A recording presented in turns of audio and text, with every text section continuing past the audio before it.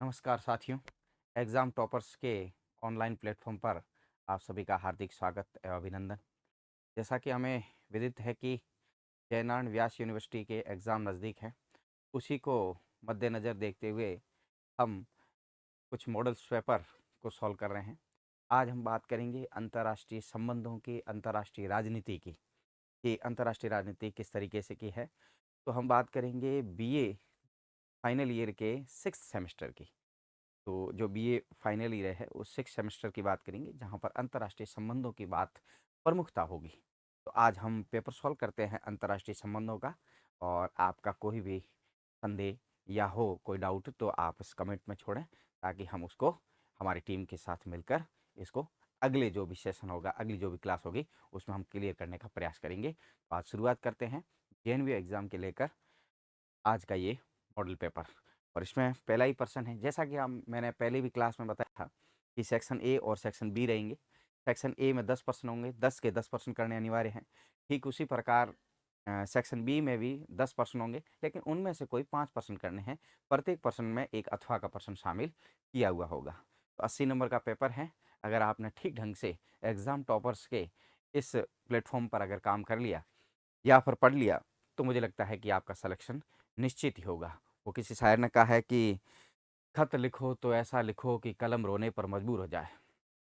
खत लिखो तो ऐसा लिखो कि कलम रोने पर मजबूर हो जाए। और तैयारी करो तो एग्ज़ाम टॉपर्स के ऑनलाइन प्लेटफॉर्म पर करिए।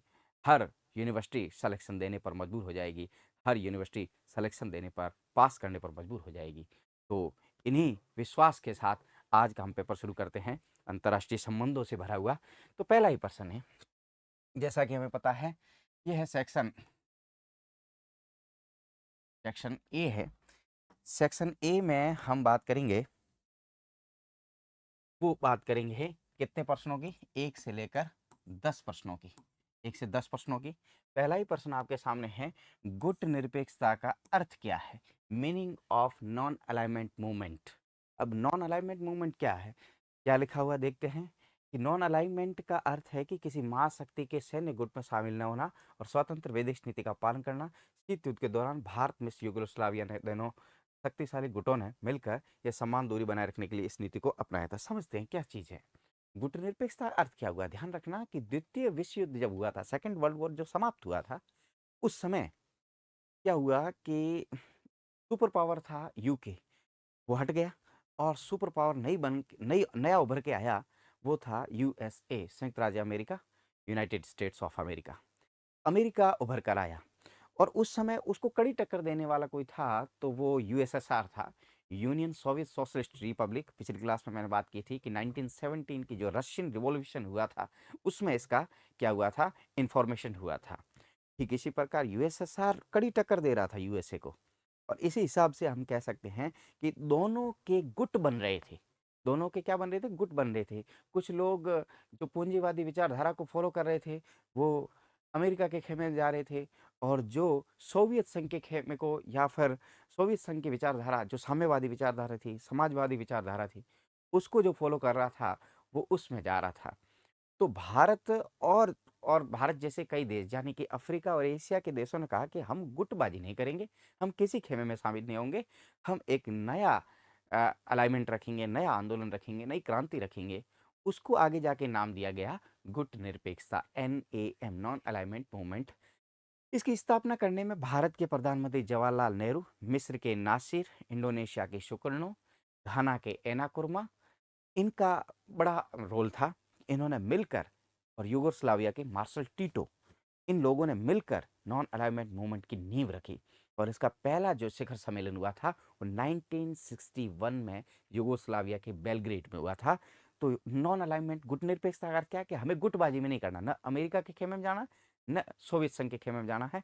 हमें एक नई विचारधारा रखनी है जो सभी स्वतंत्र विदेश नीति रहेगी। हम अमेरिका ने बुलाया तो भी जाएंगे, हमें सोवियत संघ ने बुलाया तो भी जाएंगे। हमारी नीति निष्पक्ष रहेगी, और निष्पक्ष का मतलब है सक्रियतापूर्वक रहेगी, लेकिन किसी के पक्षपात में नहीं रहेगी। इसी प्रकार का गुट निरपेक्ष है। आगे बात करते हैं हम।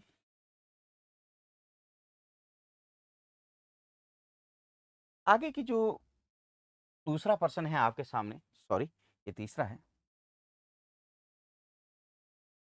के आपके हाँ, भारत की विदेश नीति की प्रमुख विशेषताएँ क्या है? तो हम चर्चा कर रहे हैं। भारत की विदेश नीति की प्रमुख विशेषताएँ क्या हैं? भाई जो भारत की फ़ॉरेन पॉलिसी है, उसकी क्या प्रॉपर्टीज़ हैं जिसके तहत या उसके फीचर्स क्या हैं? तो गुटनिरपेक्षता की एक तो है पंचशील, ये इम्पोर्टेंट बात रहेगी। पंचशील सिद्धांत क्या है? जैसा कि आपको जानते हैं कि 29 अप्रैल 1954 को चाउ एन-लाई जो चाइना के प्रधानमंत्री थे और भारत के प्रधानमंत्री जवाहरलाल नेहरू के बीच में क्या हुआ था? ये समझौता हुआ था। पंचशील, 5 सिद्धांतों को फ़ॉलो किया गया था। 5 सिद्धांत कौन से सर? 5 सिद्धांतों में हम बात करेंगे कि साम्राज्यवाद, उपनिवेशवाद, विरोध, वैश्विक शांति, सुरक्षा समर्थन शामिल है। भारत हमेशा बातचीत और कूटनीति के माध्यम से अंतर्राष्ट्रीय विवादों को सुलझाने पर बल देता है। भारत ये चाहता है कि शांतिपूर्ण तरीके से अंतर्राष्ट्रीय संबंधों को और बढ़ाया जाए, युद्ध ना ज़्यादा किया जाए। देखो, भारत की तो एक नीति रही है कि भारत ने युद्ध नहीं, बुद्ध दिए हैं। और भारत ने जो बुद्ध दिए हैं, तो इसका अर्थ ये है कि हम शांति के पक्षधर हैं। हम ये चाहते हैं कि अब जैसे आप कुछ जाते हो, ये रिसेंटली आपने देखा होगा कि रशिया एंड यूक्रेन का वॉर चल रहा है। रशिया और यूक्रेन में लोग कहते हैं कि भारत निष्पक्ष है। भारत निष्पक्ष नहीं है, भारत शांति के पक्ष में है। दोनों देशों से आग्रह कर रहा है। पुतिन साहब की और मोदी साहब की मुलाकात होती है, तो बड़े सक्रिय तरीके से मोदी जी बात उठाते हैं कि शांति व्यवस्था के पक्ष में है। भारत निष्कर्ष नहीं है, भारत एक्टिव फॉर्म में है। और भारत की विदेश नीति है कि साम्राज्यवाद नहीं होना चाहिए, उपनिवेशवाद नहीं होना चाहिए, किसी देश को हम अधीन न कर पाएँ। इसके लिए भारत की ये नीति के तत्व हैं, जिसको आप अगर अच्छे से देख लेंगे, तो बहुत बेहतर तरीके से इसको कंप्लीट कर सकते हैं। हम तीसरे प्रश्न की ओर बढ़े हैं और तीसरे प्रश्न में जैसा कि आप जानते हैं, ये प्रश्न क्या है सर? प्रश्न है आपके सामने, भारत अमेरिका आर्थिक संबंधों की विशेषता बताइए। भारत और America, India US relation in economic relation. Economic relation की बतानी है। देखो, बात है इकोनॉमिक रिलेशन की। पॉलिटिकल रिलेशन होते हैं, जियोग्राफिकल कंडीशन के रिलेशन होते हैं और भी कई रिलेशन होते हैं। यूएस से जो अभी उभरता हुआ एक तरीके से सुपर पावर तो है ही, लेकिन भारत और यूएसए के जो अभी वर्तमान के रिलेशन हैं, वो थोड़े से हम कह सकते हैं ट्रम्प साहब के आने के बाद हाँ, उतार-चढ़ाव रहा है। बहुत से लोग ट्रम्प की नीतियों के खिलाफ है, मोदी अड़े हुए हैं और सामने जो ट्रम्प है, उनकी नीतियाँ भी हैं। टैरिफ वाला मैटर आपने सुना होगा। बात करते हैं क्या लिखा हुआ है इसमें? इसमें लिखा हुआ है कि भारत-अमेरिका आर्थिक संबंधों में बेहद मजबूत है। अमेरिका भारत का सबसे बड़ा व्यापारिक भागीदार है। यानी कि ट्रेड पार्टनर भारत का कौन बड़ा है? भारत का ट्रेड पार्टनर आपके बड़ा है, तो वो बहुत बड़ा है। भारत के पास तो आपको पता है पॉपुलेशन में तो हमारी तो होड़ ही नहीं कर सकता। वो एक था कि 2017 की शायद रिपोर्ट थी कि उस रिपोर्ट में बात की गई थी कि 2023 तक भारत लगभग क्या कर देगा, जनसंख्या के मामले में अब चीन को पीछे छोड़ देगा। 2017 की रिपोर्ट थी कि 23 में हम जनसंख्या के मामले में चाइना को पीछे छोड़ देंगे। और देखिए, वो रिपोर्ट को हमने साबित किया। रिपोर्ट कह रही थी कि 2023 में इंडिया वर्ल्ड का हाईएस्ट पॉपुलेटेड कंट्री होगा। हमने वो आंकड़ा 2020 में पार कर लिया। हमने वो आंकड़ा 2020 में पार कर लिया। तो जनसंख्या के मामले में तो हम किसी के जवाब है ही नहीं, और जनसंख्या यानी कि अमेरिका को सबसे बड़ा मार्केट दिखाई दे रहा है। तो मार्केट बहुत बड़ा है इंडिया का। दोनों देशों के बीच जो बायलैटरल व्यापार है, यानी बायलैटरल व्यापार लगातार बढ़ रहा है। द्विपक्षीय, दो पक्ष है, इंडिया एंड यूएसए, दोनों पक्ष है। और दोनों पक्षों में व्यापार लगातार बढ़ रहा है। सूचना प्रौद्योगिकी, आईटी सेक्टर की बात करते हैं। भारत की जो आईटी सिटी है बेंगलुरु, बेंगलुरु लगातार आगे बढ़ रही है। बेंगलुरु को तो भारत की सिलिकॉन वैली कहा जाता है। भारत की सिलिकॉन वैली बेंगलुरु को कहा जाता है। तो हम इस हिसाब से कहें कि सूचना और प्रौद्योगिकी की क्रांति भारत में बेंगलुरु से निकलकर और साउथ साउथ से निकलकर पूरे भारत में चल रही है। आज आप ये कैमरा पर मेरा ये रिकॉर्ड क्लास देख रहे हैं, ये क्या है? आईटी सेक्टर की क्रांति है। और इसी वजह से हम आगे बढ़ रहे हैं। तो सूचना प्रौद्योगिकी, रक्षा, हम रक्षा डिफेंस में हम बहुत ज़्यादा हथियार खरीद रहे हैं। ऊर्जा के मामले में एनर्जी रिसोर्सेस बहुत ज़्यादा आता है यूएसए में।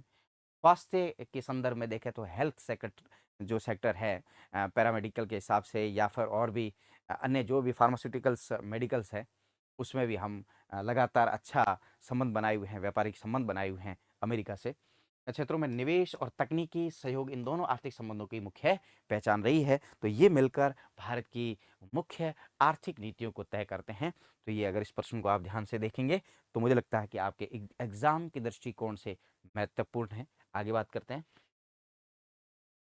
आगे बहुत ही रोचक प्रश्न। अब भारत अमेरिका संबंधों में वीजा नीति का प्रभाव क्या है? देखिए, वर्तमान में मोदी जी की ज़्यादा, मुझे लगता है कि मोदी जी का फेवरेट देश अमेरिका ही है, क्योंकि ज़्यादातर उनकी जो विदेश यात्राएं रही है अमेरिका के साथ रही है। America no doubt super power है। अमेरिका पूरे विश्व में अपनी धौंस रखता है और सुपर पावर है, इसमें कोई डाउट नहीं है। लेकिन भारत अमेरिका संबंधों में वीजा नीति का प्रभाव क्या है? देखिए, H1B1 वीजा की तो बात हो ही रही है, उसको थोड़ा सा कम कर दिया है। भारत अमेरिका वीजा नीति, जैसे एच विशेषकर H1B1 वीजा भारत अमेरिका संबंधों को गहराई से प्रभावित करती है। ये नीति भारतीय आईटी पेशेवरों, आईटी यानी कि इन इंफॉर्मेशन एंड टेक्नोलॉजी के जो पेशेवर हैं, उनके लिए, छात्रों और कंपनियों के लिए अत्यंत महत्वपूर्ण है। वीजा नियमों कड़ाई या ढील सीधे तौर पर दोनों देशों के व्यापार, प्रतिभा, प्रवाह और कूटनीतिक रिश्तों को प्रभावित करेगी। देखिए, H1B1 वीजा होता क्या है सर? H1B1 वीजा ये होता है कि वहां पर अगर व्यक्ति वहां पर रह रहा है तो वहाँ पर रह सकता है वीज़ा के हिसाब से, लेकिन उसको ग्रीन कार्ड वगैरह दिया जाता है, उसको सिटीज़नशिप देने में थोड़ा-सा कोताही करता है अमेरिका। तो H1B1 वीज़ा वहाँ पर एक वर्क वीज़ा होता है और वर्क वीज़ा के हिसाब से उसको दिया जाता है, लेकिन वो लंबे समय तक नहीं दिया जाता है। हालाँकि अमेरिका की जो इमिग्रेशन पॉलिसी है, वहाँ पर जो नागरिकता देने की पॉलिसी है, वो बहुत ही सॉफ्ट है अन्य देशों के मुकाबले में। जैसे आप नागरिकता के दुनिया में 2 शब्द चलते हैं, युस सोलाई एंड युस सैंग्विनिस। तो अमेरिका यूज सोलाई को फॉलो करता है। यूज सोलाई का अर्थ क्या होता है सर? यूज सोलाई का अर्थ होता है कि जो अमेरिका की सरजमी पर अगर कोई व्यक्ति पैदा हो गया है तो वो अमेरिका का सिटीजन होगा, अमेरिका का नागरिक होगा। अमेरिका की भूमि पर पैदा होना चाहिए। अमेरिका में दो ही तरीके से नागरिकता मिलती है। एक ही नागरिकता आपको मिलती है कि अमेरिका की सरजमी पर आप पैदा हो, या फिर आप क्या हो, नेचुरलाइजेशन से मिलती है कि अमेरिका में आपने इतना अच्छा काम किया है कि नेचुरलाइजेशन से आपको उसको सिटीजनशिप मिल जाती है। अन्य मामलों में मिलना बहुत कठिन होता है। इसलिए दुनिया भर के लोग अमेरिका जाना चाहते हैं।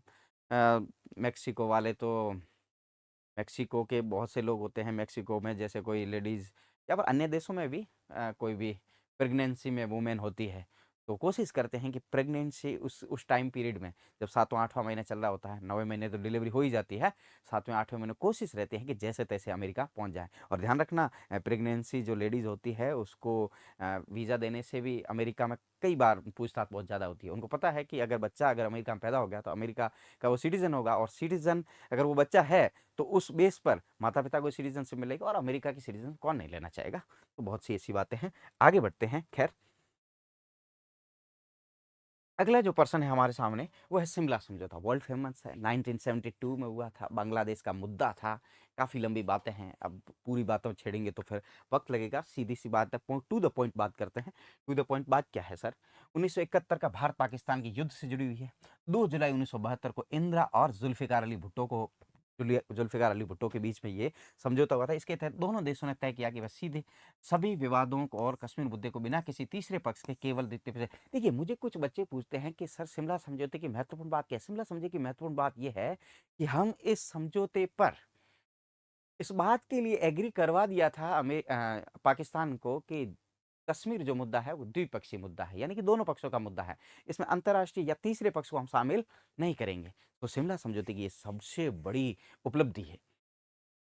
हुआ क्या था? 1971 का युद्ध हुआ था, बांग्लादेश अलग देश बन गया था। ध्यान रखना, बांग्लादेश इसी समझौते से वो क्या बना था? 16 दिसंबर 1971 को बांग्लादेश एक स्वतंत्र देश घोषित हो ही गया था, क्योंकि इंदिरा गांधी जी ने उस समय बोला था 16 दिसंबर के ऑल इंडिया रेडियो पर कि ढाका स्वतंत्र बांग्लादेश की स्वतंत्र राजधानी है। ये 16 दिसंबर को कहा था। 26 मार्च 1971 को जो शेख मुजीबुर रहमान थे, उन्होंने घोषणा कर दी थी। फाइनली इस समझौते के बाद पाकिस्तान ने कह दिया था कि हाँ, बांग्लादेश एक स्वतंत्र देश है। तो शिमला समझौता ये था। तो इसको आप अच्छे से देखें। दो बातें हैं, किसके बीच हुआ? इंदिरा गांधी और जुल्फिकार अली भुट्टो के बीच में। कब हुआ? 2 जुलाई 1972 को हुआ। 71 में युद्ध हुआ था, 72 में हुआ था। काफ़ी लंबी इस पे बातें हुई थी। कहते हैं कि इसकी जो फीडबैक थी वो लंदन में ही रख दी गई थी। एडवाइजरी जो मेंबर थे इंदिरा गांधी के, उन्होंने इस तरीके से बात की थी। पीएन हक्सर वगैरह जो भी थे, उन्होंने बात की थी। खैर, हम आगे बढ़ेंगे और अगले प्रश्न की तरफ। और प्रश्न है पांचवा, छठा प्रश्न, माफ कीजिएगा। छठा प्रश्न जो आपके है, शीत युद्ध क्या था? What is the cold war? Cold war क्या था? कोल्ड वॉर विश्व युद्ध के बाद अमेरिका पूंजीवाद और सोवियत संघ साम्यवाद के बीच उपजा वैचारिक और राजनीतिक तनाव शीत युद्ध कहलाता है। और इसमें कोई प्रत्यक्ष सैन्य युद्ध नहीं हुआ था, बल्कि महाशक्तियों के बीच हथियारों की होड़, जो प्रॉक्सी वॉर छद्म युद्ध के जरिए वर्चस्व की लड़ाई चलती रही थी। क्या होता है सर शीत युद्ध? शीत युद्ध का अर्थ है कि हथियार लेके नहीं लड़ रहे हैं। वो कैसे लड़ रहे हैं? विचारों की लड़ाइयाँ है। छद्म वॉर, प्रॉक्सी वॉर है। एक अंतर्राष्ट्रीय मंचों पर एक देश दूसरे देश को कम आंकने पर एक तरीके से आमादा है, कोशिश कर रहे हैं कि उस देश को व्यापारिक किस तरीके से चोट पहुंचाई जाए। तो सीधा युद्ध नहीं हो रहा है। हालांकि शीत युद्ध की कुछ घटनाएं कहती है कि दोनों के बीच में बहुत ही कड़ा और बड़ा वॉर होने वाला था। कुछ घटनाएं जैसे मार्शल योजना आई थी, मार्शल प्लान 1948 का। इसके अलावा हम बात करें 1950 से लेकर 1953 कोरिया वॉर हुआ था, उसमें भी यूएस एंड यूएसएसआर आमने सामने खड़े थे। और इसी के तहत उत्तर कोरिया का सपोर्ट कर रहा था USSR, and north Korea, sorry, जो दक्षिण कोरिया था उसका सपोर्ट कर रहा था यूएसए। तो दोनों के बीच में कड़ा युद्ध हुआ था। आगे जाके हमने एक और देखा, क्यूबा मिसाइल अटैक 1962 का मामला था। इसमें तो दोनों देशों में न्यूक्लियर वॉर छिड़ते छिड़ते रह गया था। तो बड़ी मुश्किल से इस घटनाओं से आगे बढ़े थे। वियतनाम वॉर 1955 से लेकर 1975 तक लगातार अमेरिका वियतनाम में लड़ता रहा। 20 साल के संघर्ष के बाद वियतनाम का क्या हुआ? कुछ नहीं हुआ, अमेरिका हार के निकला उधर से। 1979 के अफ़गान युद्ध की बात करते हैं तो 1970 अफ़गान युद्ध में भी बड़े यूएसएसआर ने कोशिशें की, लेकिन जीत नहीं पाए उसको। ठीक इसी प्रकार 1991 में शीत युद्ध का अंत होता है। रूस शीत युद्ध का उत्तराधिकारी बनता है और 15 अलग देश बनते हैं। पाकिस्तान वाले भी बहुत से देश हैं, मिडिल ईस्ट के देश हैं, Kazakhstan, Uzbekistan, Kyrgyzstan, Tajikistan, Turkmenistan, Georgia, Moldova, Ukraine, Albania, ये अज़रबैजान, तो ये आर्मेनिया, ये सारे के सारे देश उस समय ही पैदा हुए थे। तो शीत युद्ध क्या था? युद्ध नहीं होगा, विचारों की लड़ाई होगी, उसे युद्ध कहते हैं। और ये द्वितीय विश्व युद्ध के बाद पूंजीवाद और साम्यवाद। पूंजीवाद किसकी थी? यूएसए की। और साम्यवाद किसकी थी? यूएसएसआर की। इसको अमेरिका कहते हैं, इसको सोवियत संघ कहते हैं। यूनियन सोवियत सोशलिस्ट रिपब्लिक इसका नाम है। ये शीत युद्ध था। आगे बात करेंगे हम, आगे बढ़ते हुए इस मुद्दे पर आएंगे। और मुद्दा क्या है? अगला प्रश्न, प्रश्न नंबर 7, डब्ल्यूटीओ का कार्य क्या है? WTO World Trade Organization. जैसा कि आप जानते हो 1945 में ब्रिटेन वुड्स, जो अमेरिका में एक होटल है उसका नाम है ब्रिटेन वुड्स, उसके अंदर एक सम्मेलन हुआ था। ब्रिटेन वुड्स से कुछ समझौते निकले थे, उन्हीं में से डब्ल्यूटीओ का जो उत्तराधिकारी, जो डब्ल्यूटीओ उत्तराधिकारी है, जो वो एक मामला निकला था, उसे बोलते हैं GATT, GATT, general agreement trade and tariff. General agreement trade and tariff, ये इसका उत्तराधिकारी कौन है? डब्ल्यूटीओ। वर्तमान में 164 कंट्रीज इसमें हैं। और डब्ल्यूटीओ की स्थापना 1995 में हुई थी। क्या लिखा हुआ देखते हैं। का मुख्य कार्य अंतर्राष्ट्रीय व्यापार को उदार, सुगम, नियमबद्ध बनाना। ध्यान रखना, इससे पहले जो अंतर्राष्ट्रीय व्यापार हो रहे थे ना, उसमें नियम नहीं थे। कोई देश किसी से कितना व्यापार करता था, करता नहीं करता था, कोई उसके आंकड़े थे नहीं। अगर उनमें कोई अनबन हो जाती है तो उसको सॉल्व करने वाला भी कोई नहीं था। हालांकि गेट था, लेकिन गेट में कुछ ही देश थे। डब्ल्यूटीओ आने के बाद व्यापार में जो शिथिलता आई है, वो इसका हम कहेंगे, ये सदस्य देशों के बीच व्यापारिक समझौतों को लागू करवाता है। सदस्य देश भी हैं, वो इसके अगर सदस्य देश हैं उनमें व्यापार किस तरीके से होगा तो उसको लागू करवाने का काम डब्ल्यूटीओ करवाता है। व्यापार संबंधी विवादों का निपटारा करता है, वैश्विक व्यापार नीतियों की समीक्षा करता है, विकासशील देशों को तकनीकी सहायता प्रदान करने में भी ये महत्वपूर्ण रोल निभाता है। तो डब्ल्यूटीओ है, गेट से निकला है, 95 स्थापना, 64 सदस्य हैं। और क्या करता है सर? सदस्य देशों के बीच व्यापारिक समझौते होते हैं, उनको लागू करवाने का ये कार्य करता है। आगे 8वां प्रश्न है, परंपरागत सुरक्षा क्या होती है? परंपरागत सुरक्षा क्या होती है?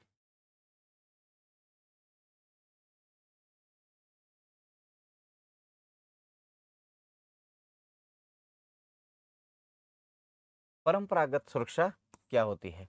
परंपरागत सुरक्षा का अर्थ हुआ सर कि जो, देखिए, सुरक्षा कितने प्रकार की होती है?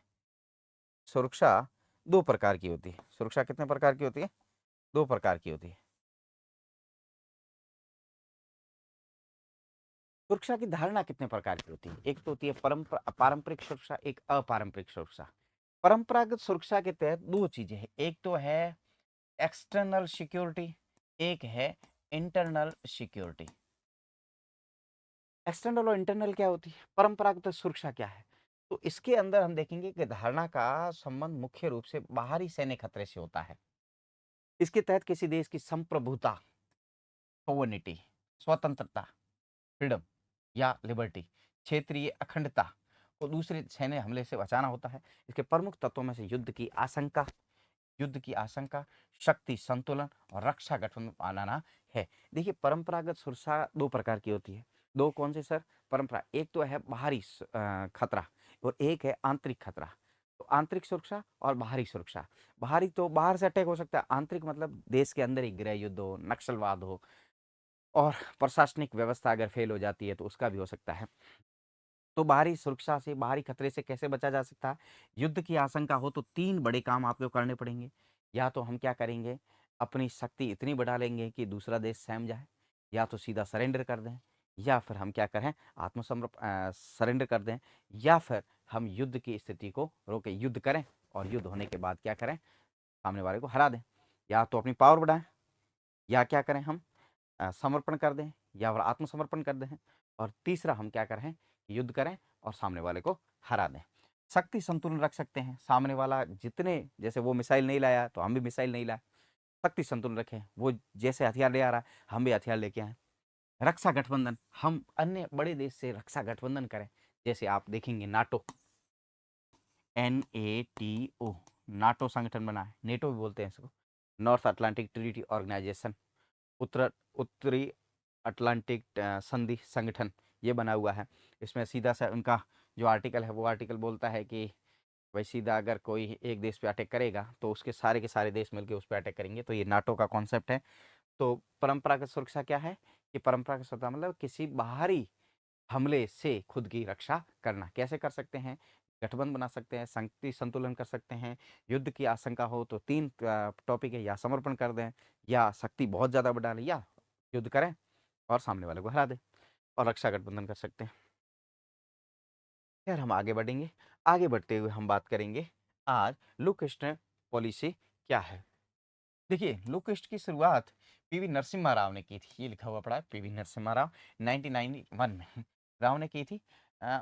लुक ईस्ट पॉलिसी, पूर्व की ओर देखो, कि इसका उद्देश्य दक्षिण पूर्वी एशिया, आसियान देशों की association of south east Asian nation, जो साउथ ईस्ट है उनके देशों की तरफ ध्यान देना है, के साथ भारत की आर्थिक, रणनीतिक और सांस्कृतिक संबंधों को मजबूत करना था। बाद में इसे बदलकर एक्ट ईस्ट पॉलिसी कर दिया। और एक्ट ईस्ट पॉलिसी आपको पता ही है, भाई आ गए थे 2014 में, और भाई को तो आपको पता ही है, चीज़ें बदलने में, नाम बदलने में कोशिश करते हैं कि अब क्या भाई, लुक बहुत देख लिया आसियान को या फिर दक्षिण पूर्व एशिया के देशों को, अब उनके लिए करने की बारी है, उनके लिए कुछ करना है। भाई ने कहा कुछ करा है, देखना तो बहुत है, देख तो बहुत लिया है क्या, अब हमें उनके लिए क्या करना है, कुछ करके दिखाना है। तो देखना नहीं है, करना है। तो 2014 में जो प्राइम मिनिस्टर आए थे नरेंद्र मोदी, उन्होंने इस पॉलिसी की शुरुआत की, एक्ट ईस्ट पॉलिसी।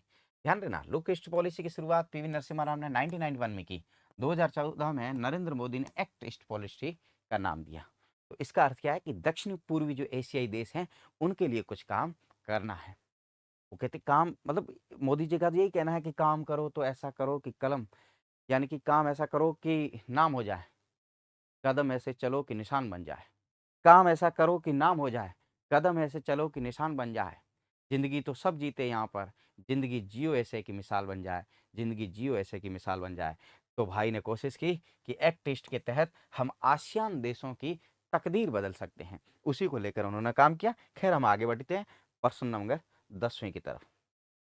10वां प्रश्न आपके सामने है, भारत की विदेश नीति में क्षेत्रीय संगठनों की भूमिका क्या है? क्षेत्रीय संगठन जो है, जैसे आपको पता आसियान है, ASEAN आसियान है, ब्रिक्स है, Brazil, Russia, India, China, south Africa, और भी बहुत से संगठन है, जैसे क्वाड है, UAAD क्वाड है, और भी बहुत से संगठन है, NAM है, G20 है, ठीक है, ऐसे बहुत से संगठन है, G7 है, ठीक है।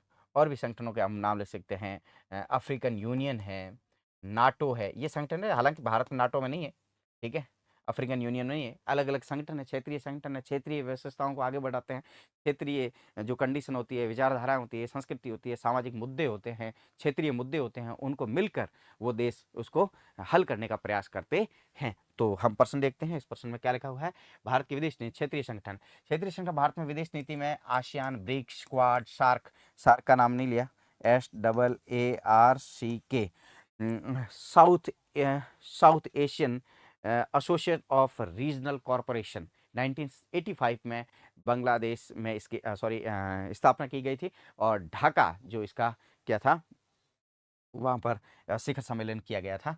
भारत में विदेश में आसियान, ब्रिक्स, क्वाड, सार्क जैसे क्षेत्रीय संगठनों को बहुत महत्व देता है।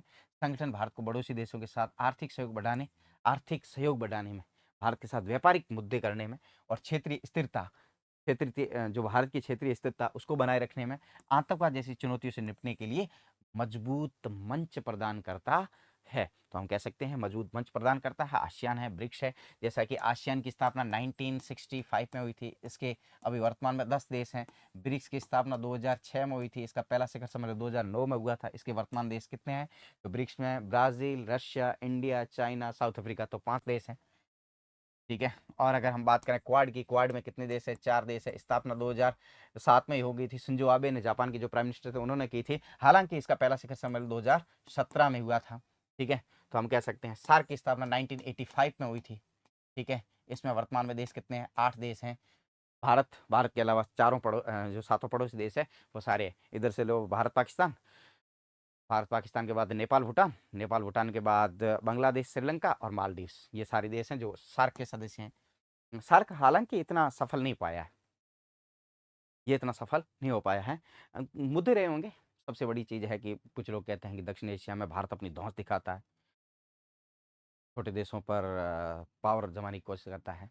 मुझे लगता है कि इंडो पाक रिलेशन सबसे बड़ा मैटर करते होंगे, क्योंकि पाक कभी सहयोगी नीति अपना ही नहीं पाया भारत के रिलेशन के साथ। और नेक्स्ट पर्सन आपके सेक्शन बी से रिलेटेड होगा। सेक्शन बी का जो हम बात करेंगे, सेक्शन बी में मैं जैसा कि मैंने बताया था, सेक्शन बी, इसमें आपके दूसरा, तीसरा, चौथा, पांचवा, छठा, और प्रत्येक प्रश्न में से आपको एक अथवा का प्रश्न मिलेगा, अथवा का प्रश्न मिलेगा।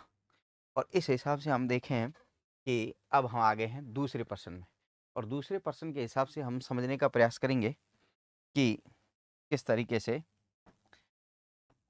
यहाँ पर प्रश्न क्या है, कि भारत की विदेश नीति के विकास में शीत युद्ध और उसके बाद का काल का विश्लेषण कीजिए। यानी कि भारत का जो शीत युद्ध जो हुआ था 1991 में, ये समाप्त हो गया था। 1945 में शुरू हुआ था, और 1991 में क्या खत्म हो गया था, ये शीत युद्ध का खत्म हो गया था। तो भारत की विदेश नीति, तो इंडियन जो फॉरेन पॉलिसी है, शीत युद्ध के बाद और उसके बाद का काल, शीत युद्ध में उसकी विकास नीति कैसे थी, यानी कि विदेश नीति क्या थी, और उसके बाद किसकी नीति कैसी थी, उसके बाद की काल की नीति कैसे रही है। तो जो शीत युद्ध था उसके बाद, यानी कि 1991 के बाद विदेश नीति किस प्रकार की रही थी, तो उसकी हम चर्चा करते हैं। तो उस पे देखेंगे कि पहला है कि गुट निरपेक्षता का जन्म। अब ये कब की बात हो रही है, ये अभी ये जो टॉपिक हैं, ये सारे के सारे टॉपिक जो हैं वो है,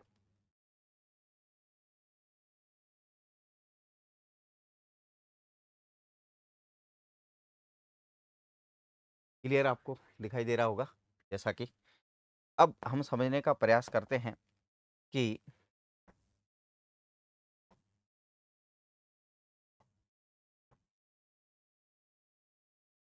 वापिस देखिए इसको, सेक्शन बी का दूसरा क्वेश्चन पूछ रहा है, भारत की विदेश नीति बतानी है, और भारत की विदेश नीति कब बतानी है, एक शीत युद्ध से पहले और एक शीत युद्ध के बाद। तो शीत युद्ध से शुरू कब हुआ, 1945 में, खत्म कब हुआ, 1991 में। तो 1991 के बाद की विदेश नीति किस प्रकार की रही, तो उसमें हम समझने का प्रयास करेंगे। अब है गुटनिरपेक्षता का जन्म। जैसा कि हम सब जानते हैं 1961 में गुटनिरपेक्षता की नींव रखी गई थी। और इसका मतलब क्या हुआ? शीत युद्ध के समय भारत ने दोनों गुटों में यानी कि गुटनिरपेक्ष नीति का निर्माण किया। गुटनिरपेक्ष नीति मैंने अभी आपको समझाई थी। इस गुटनिरपेक्ष नीति की नींव जो रखी गई थी 1961 में यूगोस्लाविया के बेलग्रेड में रखी गई थी। और उस हिसाब से हम कहें कि भारत के जवाहरलाल नेहरू थे, घाना के अन्ना कुरमा थे, या इंडोनेशिया के मार्शल टीटो थे, ठीक है? ये सारे के सारे मिलकर जो आपके मिस्र के थे वो मोहम्मद नासिर थे। इन सभी ने मिलकर गुटनिरपेक्षता का रखा था। तो भारत किसी एक खेमे में शामिल नहीं हुआ था। भारत ने एक नई यानी कि गुट निरपेक्ष, हम गुटों से निरपेक्ष रहेंगे, गुटों के पक्ष में नहीं रहेंगे। गुट कौन से थे? एक यूएसए का था, एक यूएसएसआर का था। उसके पक्ष में नहीं रहेंगे। क्या लिखा हुआ देखते हैं। शीत युद्ध के समय दोनों गुटों अमेरिकी और सोवियत संघ के अलग गुटनिरपेक्ष नीति एनएएम, नॉन अलाइनमेंट मूवमेंट की शुरुआत की थी नेहरू जी ने और बाकी अन्य देशों के लोग। सर्जन किया उसका विदेश नीति संप्रभुता बनाए रखने स्वतंत्र विदेश नीति का पालन करना था। एक स्वतंत्र विदेश नीति का पालन करने का विचार था। उसके बाद शीत युद्ध के बाद पंचशील समझौता। पंचशील समझौता क्या है? पंचशील समझौता मैंने आपको बताया 29 अप्रैल 1954 को चाइना के चाउ एन लाई और भारत के प्रधानमंत्री जवाहरलाल नेहरू के बीच में ही हुआ था। पंचशील का अर्थ हुआ सर पंच समझौते, यानी कि 5 चीज़ों का पालना करेंगे। कौन से 5 चीज़ें? इसमें क्षेत्रीय अखंडता, पारस्परिक अनाक्रमण, क्षेत्रीय अखंडता, अखंडता का पालन करेंगे। किसी के क्षेत्र को अखंड रखेंगे, उसको खंड-खंड करने का प्रयास नहीं करेंगे। उसके बाद है पारस्परिक अनाक्रमण की नीति अपनाएँगे। पारस्परिक अनाक्रमण यानी एक-दूसरे पे आक्रमण नहीं करेंगे और समानता रखेंगे। और जैसे सिद्धांतों को कूटनीति का मुख्य स्तंभ बनाया गया था। ये ऐतिहासिक समझौता था। हालाँकि चाइना अपनी अ, जो आदतें होते हैं उससे बाज से नहीं आया। 1962 में चाइना ने भारत पर अटैक कर ही दिया था, तो अपनी नीतियों से बाज नहीं आया था। वो कहते हैं ना कि चाइना के लोग तो ऐसे हैं कि दर्द की हद से गुज़ारे तो सभी जाएँगे, दर्द की हद से गुज़ारे तो सभी जाएँगे, डूबे या ठहरें किनारे तो सभी जाएँगे। कोई कितनी पर बुलंदी पर चला जाए, लेकिन आसमान से उतारे तो सभी जाएँगे। तो ये समझौता कहीं न कहीं एक बुलंदी पर पहुँचाने का कोशिश किया था, लेकिन चाइना ने उसे उतार ही दिया था। अगली बात है कि इसके बाद पंचशील समझौते के बाद एक सामरिक सुझाव। तो 1965 के युद्ध में राष्ट्रीय हितों को ध्यान में रखकर भारत ने सोवियत संघ के साथ 20 वर्षीय, ये माफ कीजिएगा 1971 की संधि है। 1971 का जो युद्ध हुआ था उसमें 20 वर्षीय संधि क्या किसके साथ की थी हमने? 20 वर्ष की संधि की थी। किसके साथ? यूएसएसआर। यूएसएसआर के साथ हमने 20 साल की एक शांति मैत्री संधि की थी। और इस मैत्री संधि से इसका हमें बहुत बड़ा लाभ पहुंचा 1971 में। और 1971 में हम जीत पाए थे। तो इस संधि की वजह से, यूएसएसआर के सहयोग की वजह से जीत पाए थे। नहीं तो 7 बेड़े अमेरिका ने भेज दिए थे। 7 बेड़े का अर्थ क्या हुआ? 7 जहाज़ों का एक टोली भेज दी थी और भारत पर अटैक करने के लिए आ रहे थे। लेकिन यूएसएसआर ने अपनी न्यूक्लियर पनडुब्बी अपनाई और 20 जोड़ा जो 20 बेड़े थे उसको भेजा। उस वजह से हम जीत पाए थे। तत्कालीन प्रधानमंत्री इंदिरा गांधी जी और सोवियत संघ के जो राष्ट्रपति थे लियोनिड ब्रेजनेव, इनके बीच में ये शांति मैत्री संधि हुई थी, जिसका बहुत बड़ा फायदा हमें 1971 के युद्ध में मिला। रूस हम कह सकते हैं सच्चे मायनों में भारत का क्या है? दोस्त है। इसी तरीके से इस काल में भारत कूटनीतिक बना रहा, परंतु सोवियत कूटनीतिक सहयोग भारत के सर्व मुख्य आधार। ध्यान रखना, आज़ादी के बाद हमने कौन-सी नीति अपनाई? गुटनिरपेक्ष नीति अपनाई। गुटनिरपेक्ष का अर्थ क्या हुआ? हम अमेरिका के खेमे में नहीं झुकेंगे, हम सोवियत संघ के खेमे में नहीं झुकेंगे। हम निष्पक्ष रहेंगे, गुट से निरपेक्ष रहेंगे। वर्तमान में एनएम में जो है इसके अंदर 120 देश है। कितने? 120 देश है। लेकिन हमने 1971 में संधि किसके साथ की? सोवियत संघ के साथ, यूएसएसआर के साथ। हमने ये कहा कि बेसिकली हम गुटनिरपेक्ष में हैं, लेकिन हमारा झुकाव थोड़ा आपकी तरफ रहेगा। आप हमें अमेरिका से बचा लेना, चाइना से बचा लेना। इस तरीके से भारत ने एक तरीके से जो संधि की थी वो किसके साथ की थी? यूएसएसआर के साथ संधि की थी। अगला हम आगे बढ़ेंगे और अगला है कि तो सामरिक झुकाव हमने क्या किया? तो इसमें 3 बातें, गुटनिरपेक्षता का जन्म, पंचशील हमने समझौता किया और हमने शांति मैत्री संधि यूएसएसआर के साथ 1971 में की थी, अगस्त में की थी। इसका लाभ पहुंचा हमें। आगे की हम बात करेंगे। आगे के जो प्रश्न हैं उस हिसाब से हम देखें तो अगला जो है कि भारत की विदेश नीति के विकास में युद्ध में उसके बाद का काल क्या है? तो 1991। अब वो तीनों हमने देखे, वो देखे कौन से सर?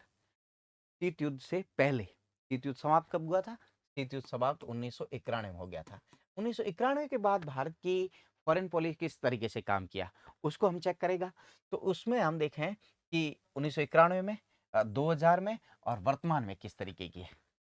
तो देखने का प्रयास करते हैं कि 1991 में हमने एलपीजी अपनाया। एलपीजी का अर्थ क्या हुआ? Liberalisation, privatisation, globalisation. हमने क्या किया? उदारीकरण, निजीकरण और वैश्वीकरण की प्रक्रिया को अपनाया। और इसी के तहत हमने क्या किया? सोवियत संघ के पतन और आर्थिक संकट के बाद आर्थिक उदारीकरण को अपनाया। कूटनीति, विचार विस्तार पर आर्थिक हितों, द्विपक्षीय व्यापार, विदेश नीति की आर्थिक केंद्रित हो गई। यानी कि हमने अपनी जो विचारधारा थी, जो आर्थिक व्यवस्था थी, उसको खोल दिया।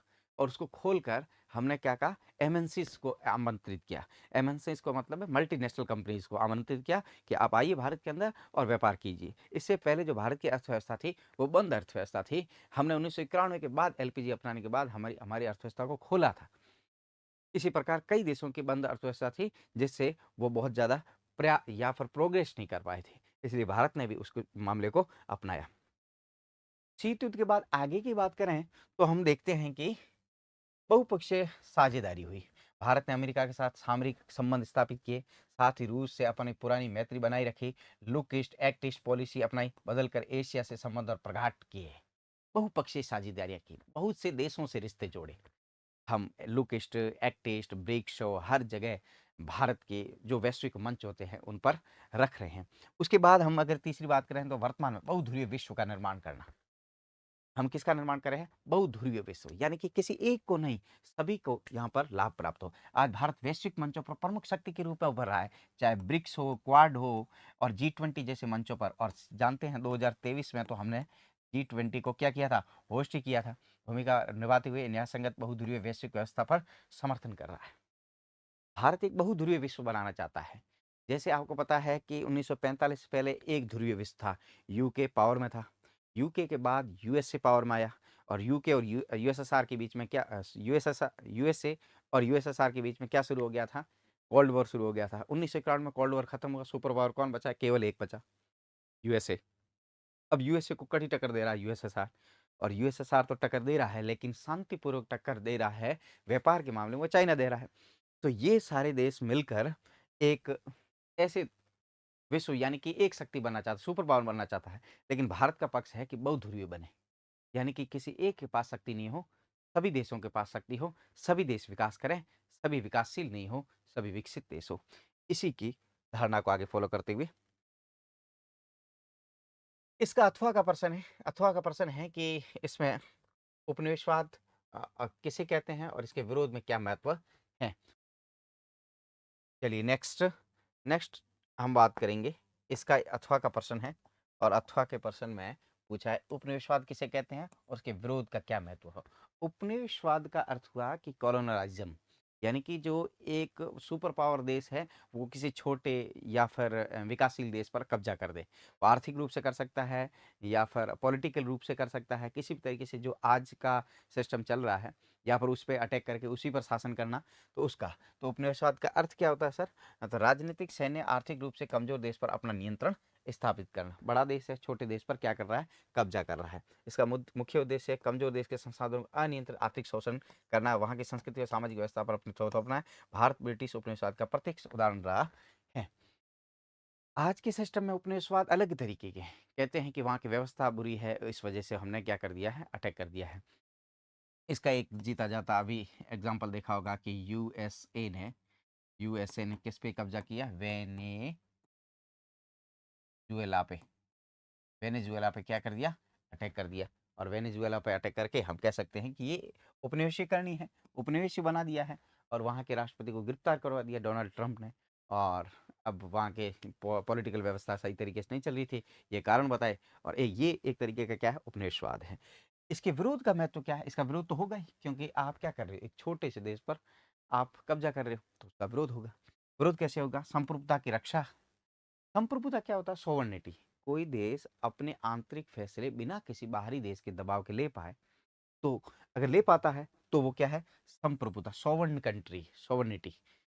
उपनिवेशवाद का विरोध राष्ट्रों की संप्रभुता, अखंडता और आत्मनिर्णय के अधिकार को स्थापित करने के लिए आवश्यक है।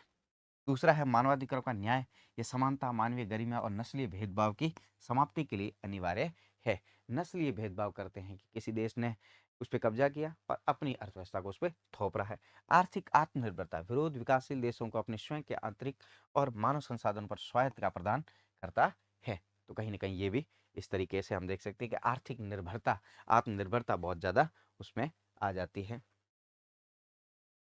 हम देखें, अगला प्रश्न है कि भारत अमेरिका संबंधों में नव उदारवाद, वैश्वीकरण और तकनीकी क्रांति के योगदान किस प्रकार रहा है, स्पष्ट कीजिए। ये तीसरा प्रश्न है।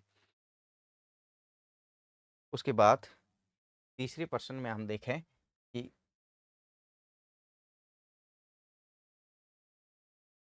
क्या आपको यहाँ पर दिखाई दे रहा होगा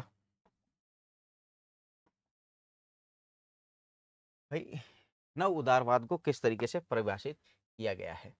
तो नव उदारवाद और वैश्वीकरण का प्रभाव। एलपीजी नीतियां कब आई थी? 1991 में। 1991 में भारतीय आर्थिक सुधारों, उदारीकरण, निजीकरण, वैश्वीकरण ने अमेरिकी नव उदारवादी आर्थिक मॉडल के साथ गहरी समानता स्थापित की। ध्यान रखना है, यूएसए में कौन सी व्यवस्था है सर? यूएसए में व्यवस्था है वो पूंजीवादी है। कौन सी है? पूंजीवादी है। बड़ा किस्सा हुआ था। और किस्सा क्या हुआ था कि 1990-91 के आसपास भारत एक तरीके से गुलामी के कगार पर आ गया था। और इस वजह से क्या किया गया था वहाँ पर, तो भारत ने अपनी अर्थव्यवस्था को खोला था और पूंजीवादी अर्थव्यवस्था की तरफ अग्रसर हुआ। इससे पहले भारत की व्यवस्था थी वो समाजवादी थी, क्योंकि नेहरू जी बड़े समाजवादी व्यक्ति थे। तो आज़ाद भारत में कोशिश रही थी कि हमारे साथ हमारे पास 3 व्यवस्थाएँ थी।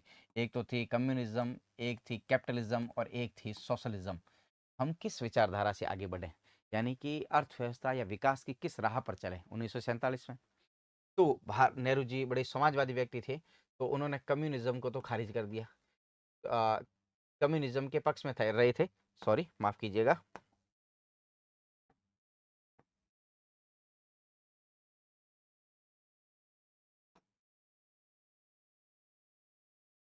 कम्युनिज़्म, तो कैपिटलिज्म को खारिज कर दिया था।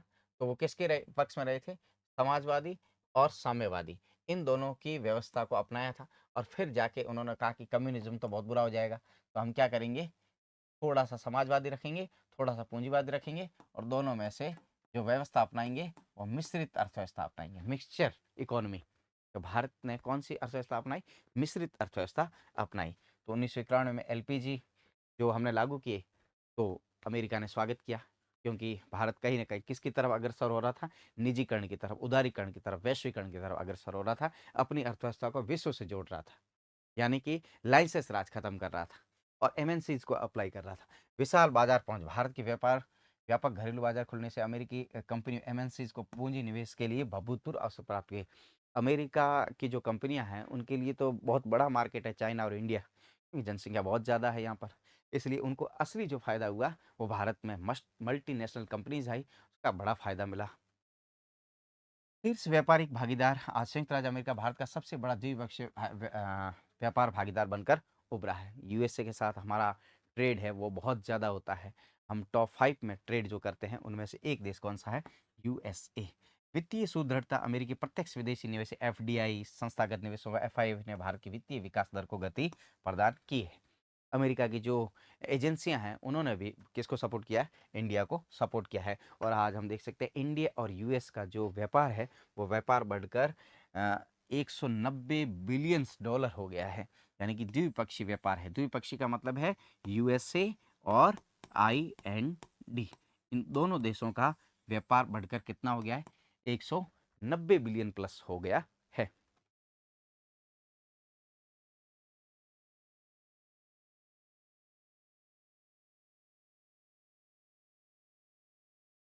चलिए अब अगले प्रश्न की तरफ हम बात करेंगे। और अगला प्रश्न हमारे यहाँ पर क्या दिया गया है? प्रश्न दिया गया है, माफ कीजिएगा।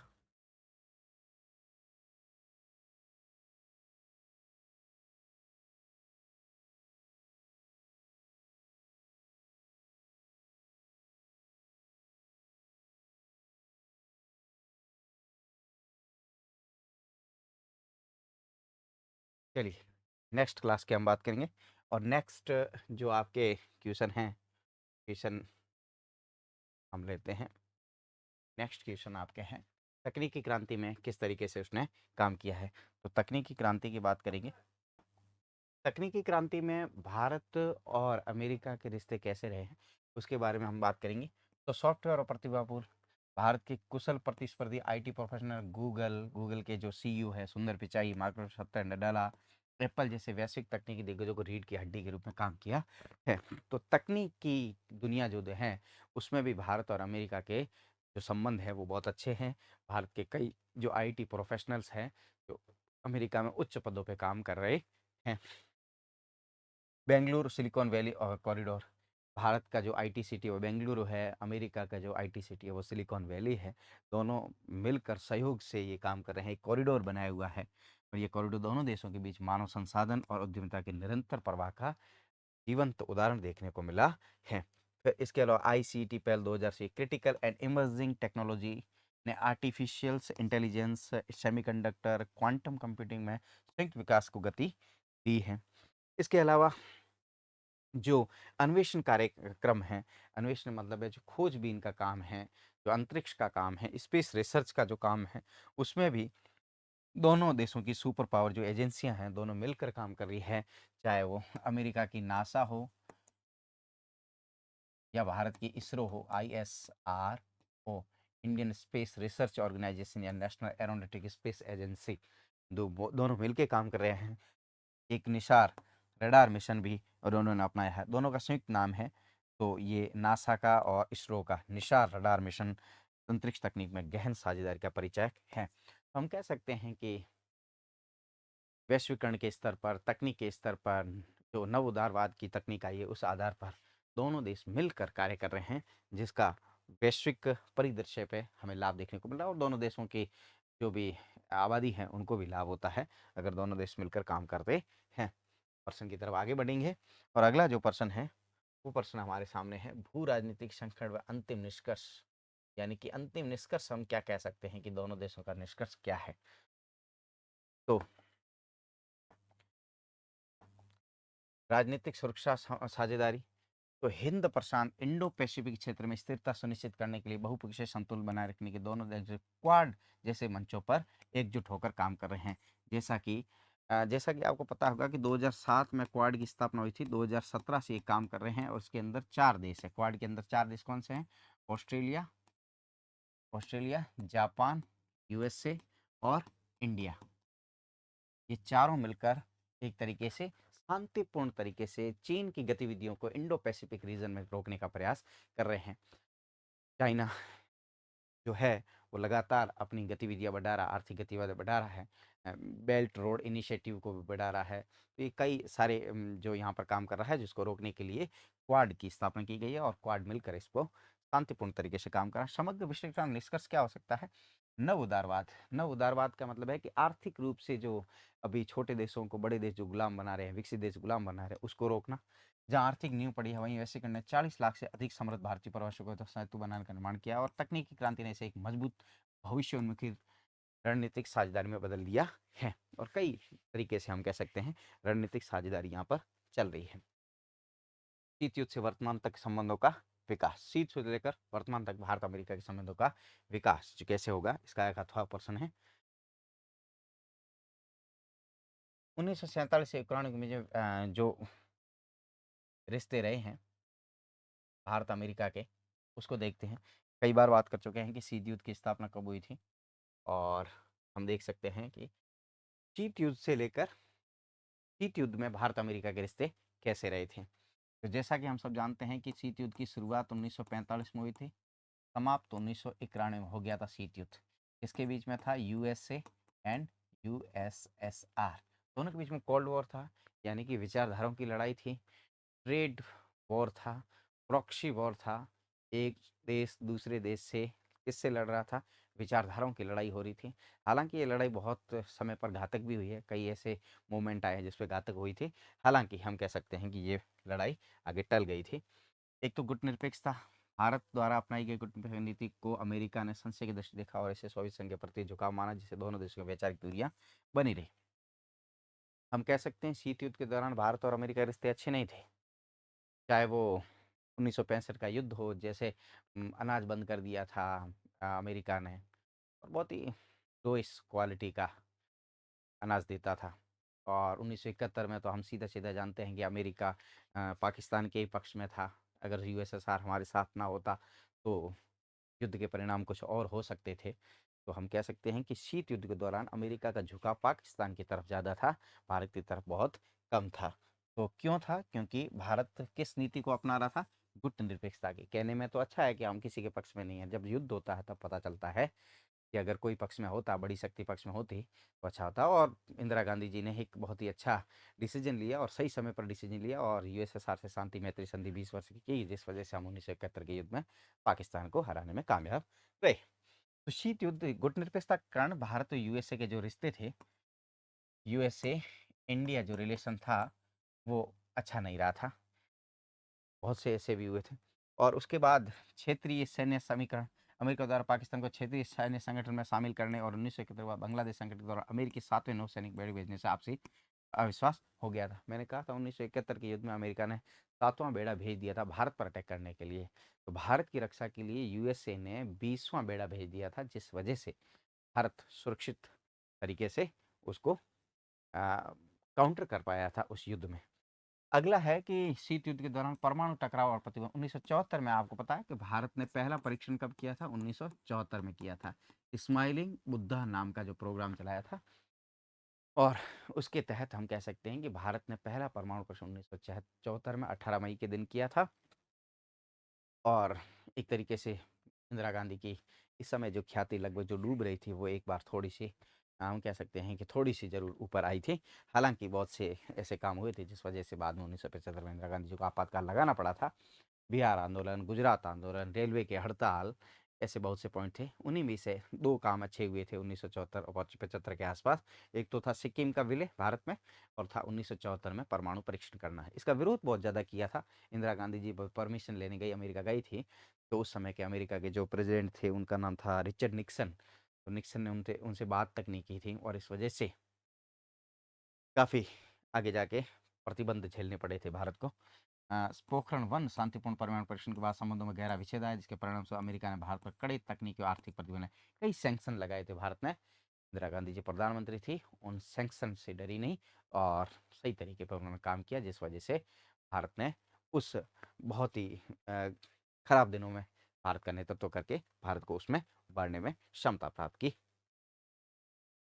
हम कह सकते हैं कि सिद्धोत्तर काल रणनीतिक अभिसरण, उधर ये हाथ ही मिले हुए हैं, तो हाथों की तरफ अपन थोड़ा कम लेते हैं, ये आपको दिखाई देगा। ऐतिहासिक असैन्य परमाणु समझौता 2008 में इस समझौते ने भारत के परमाणु अलगाव को समाप्त कर अंतर्राष्ट्रीय परमाणु व्यवस्था में एक महत्वपूर्ण हिस्सेदार के रूप में भारत को तरजीह दी। भारत का समझौता हुआ था असैन्य परमाणु समझौता। भारत की तो नो फर्स्ट यूज पॉलिसी है। भारत के पास न्यूक्लियर जरूर है, लेकिन हमने एक पॉलिसी साइन कर रखी है। पॉलिसी का नाम है कि हम पहले अटैक नहीं करेंगे, अगर पर हम पर अटैक हुआ तो हम न्यूक्लियर अटैक करेंगे। उसके बाद हम बात करेंगे कि प्रमुख रक्षा साझेदार, मेजर डिफेंस पार्टनर, अमेरिका द्वारा भारत को ये विशिष्ट दर्जा दी जाने वाली सेनाओं के बीच में एलईएमओ साइन किया है। कॉम कॉमर्सियस से जैसे बुनियादी रक्षा समझौते भी संपन्न किए हैं। ये है logistic exchange memorandum of agreement, और ये है कम्युनिकेशन और compatibility memorandum and security agreement. तो हमने ये भी साइन किए हैं।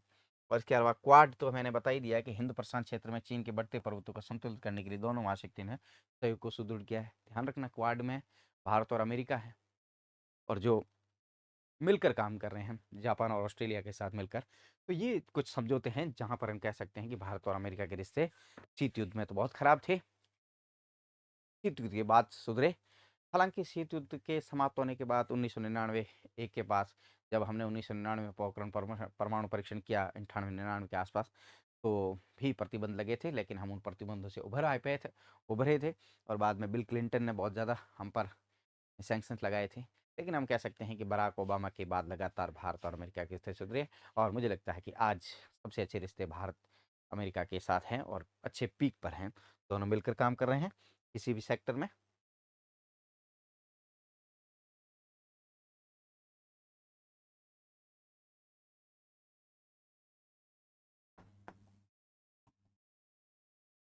रणनीतिक स्वायत्ता व सुरक्षा नीति। भारत अपनी रणनीतिक स्वायत्ता को सर्वोपरि मानता है। रूस यूक्रेन युद्ध के दौरान पश्चिमी और अमेरिकी दबाव के बाद भारत ने अपने राष्ट्रीय हितों को प्राथमिकता देते हुए रूस से कच्चा तेल आयात करना जारी रखा और रणनीतिक विविधता को दर्शाता है। व्यापारिक गतिरोध और पेटेंट का विवाद, दोनों पक्षों के बीच व्यापारिक, देखिए ये तो रणनीतिक साझेदारी भी है, सुरक्षा नीति भी है।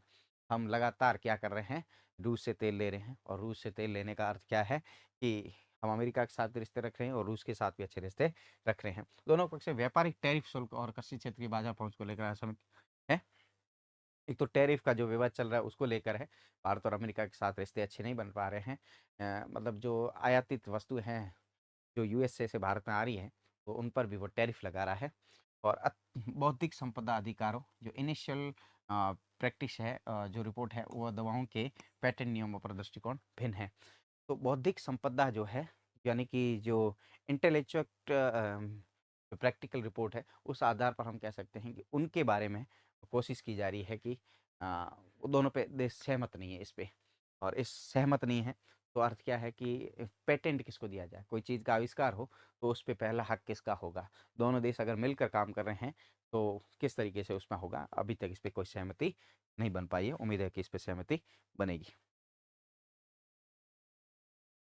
चौथा क्वेश्चन आ गया हमारे सामने, और चौथा क्वेश्चन आपके सामने ये है कि अंतर्राष्ट्रीय संबंध का अर्थ, प्रकृति व क्षेत्र का विश्लेषण कीजिए। तो अंतर्राष्ट्रीय जो संबंध है वो क्या होते हैं, किस तरीके से होते हैं, उनके बारे में हम पता करते हैं कि अंतर्राष्ट्रीय संबंध का अर्थ और महत्व। अर्थ क्या है, तो सामान्य शब्दों में अंतर्राष्ट्रीय संबंध का तात्पर्य है संप्रभु राज्यों के आपसी संबंध, उनकी सरकार नीतियों, अंतक्रियाओं, क्रमबद्ध अध्ययन से है। केवल सीमा युद्ध तो सीमित नहीं है, बल्कि राष्ट्रों के समग्र व्यवहार है। देखिए अंतर्राष्ट्रीय संबंध केवल ऐसा नहीं कि सीमाओं के विवाद को रोकना है, बल्कि समग्र क्या करना है, व्यापार करना है और एक दूसरे देश का सहयोग करना है अंतर्राष्ट्रीय मंचों पर, वैश्विक मंचों पर, ताकि मिलकर देश अच्छा कार्य कर पाए। ये आपको नहीं दिख रहा है तो इस तरीके से हम कर सकते हैं। तो ये अब ये हमने समझ लिया है, तो देखते हैं शैक्षणिक परिभाषा क्या हो सकती है, एकेडमिक डेफिनेशन क्या हो सकती है। प्रसिद्ध विद्वान एक तो होते पामर और पार्किंस के अनुसार अंतर्राष्ट्रीय संबंधों में राष्ट्र राज्यों के अंतर संबंधों के अलावा वैश्विक स्तर पर मानवीय संबंधों के पहलुओं को समावेश होता है। वैश्विक स्तर और मानवीय संबंधों को भी क्या करना है, बड़ा करना है, ये अंतर्राष्ट्रीय संबंधों का एक उद्देश्य हो सकता है। इसके अलावा अंतर्राष्ट्रीय संगठन, बहुराष्ट्रीय निगम, एमएनसी का मतलब है मल्टीनेशनल कंपनीज, इनका सहयोग, गैर सरकारी संगठन, एनजीओ, नॉन गवर्नमेंट ऑर्गेनाइजेशंस की अहम भूमिका है। ये सब मिलकर भारत में एक क्या करेंगे, अच्छा परिवर्तन ला सकते हैं। अंतर्राष्ट्रीय संबंध की जटिल प्रकृति क्या है। जटिल प्रकृति का अर्थ क्या हुआ कि वैज्ञानिक व कलात्मक प्रकृति। इस विषय की प्रकृति को लेकर विचारों में मतभेद है, जहां एक और व्यवस्थित सिद्धांतों, यथार्थवाद और उदारवाद के निर्माण के कारण इसे विज्ञान माना जाता है, वहीं कूटनीतिक व्यवहारिक उपयोग के कारण ये एक उत्कृष्ट कला है। कुछ लोग कहते हैं अंतर्राष्ट्रीय संबंध बनाने का, लेकिन कुछ उदारवादी लोग कहते हैं कि अंतर्राष्ट्रीय संबंध जो बनाए जा रहे हैं उससे कई घाटे भी होते हैं, क्योंकि देशों के साथ हमें व्यापारिक रिश्ते करते हैं तो व्यापार में कभी घाटे भी उठाने पड़ सकते हैं। और इसके अलावा दूसरा हम कह सकते हैं कि शक्ति संघर्ष पर आधारित है। शक्ति संघर्ष पर आधारित का अर्थ क्या हुआ कि इसमें हंस मॉर्गन तो जैसे यथार्थवादियों के अनुसार अंतर्राष्ट्रीय संबंधों की मूल प्रकृति शक्ति के लिए संघर्ष, स्ट्रगल फॉर पावर है। प्रत्येक देश सुरक्षा निश्चित करने के लिए सैन्य व रणनीतिक शक्ति बढ़ाने का प्रयास करता है। जो एक हंस मॉर्गन तो जैसे यथार्थवादी है, उनका कहना है कि अंतर्राष्ट्रीय संबंध अपनी शक्ति को बढ़ाने का तरीका है। एक देश दूसरे देश के साथ अगर रिश्ता अच्छा रख रहा है तो वो कहीं ना कहीं क्या यूज करना चाहता है, वो चाहता है कि हमें इस देश से हथियार मिल जाए जिसको लेकर हम आगे बढ़ेंगे तो हम भी अच्छा कर सकते हैं। ये है जटिल निर्भरता के साथ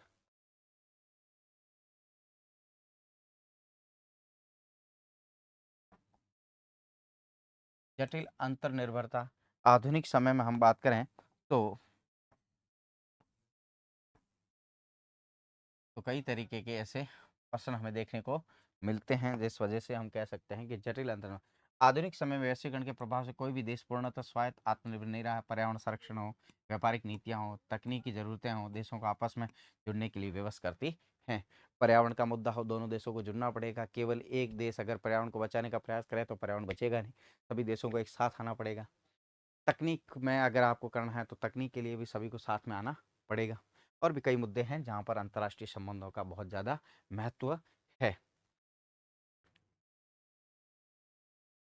आगे हम बात करेंगे विषय क्षेत्र स्कोप की सीमा है, तो राज्य व्यवस्था और विदेश नीतियाँ, इसमें क्या सहयोग किया जा सकता है तो भी देखने का प्रयास करते हैं हम। राज्य व्यवस्था और विदेश नीतियाँ, संप्रभु राज्यों का व्यवहार ही इसका मुख्य केंद्र है। प्रत्येक देश किस प्रकार अपनी प्राथमिकता को ध्यान में रखकर विदेश नीति अपनाता है, इसका व्यवस्थित अध्ययन करना होता है। किस देश की क्या विदेश नीति है, इसका भी बहुत ज़्यादा इफेक्ट पड़ता है अगर सही तरीके से काम किया जाए। अंतर्राष्ट्रीय मंच पर संयुक्त राष्ट्र यूएनओ हो, डब्ल्यूटीओ हो, आईएमएफ हो, आसियान हो, ब्रिक्स हो, का प्रभाव का विश्लेषण इसके तहत किया जाता है।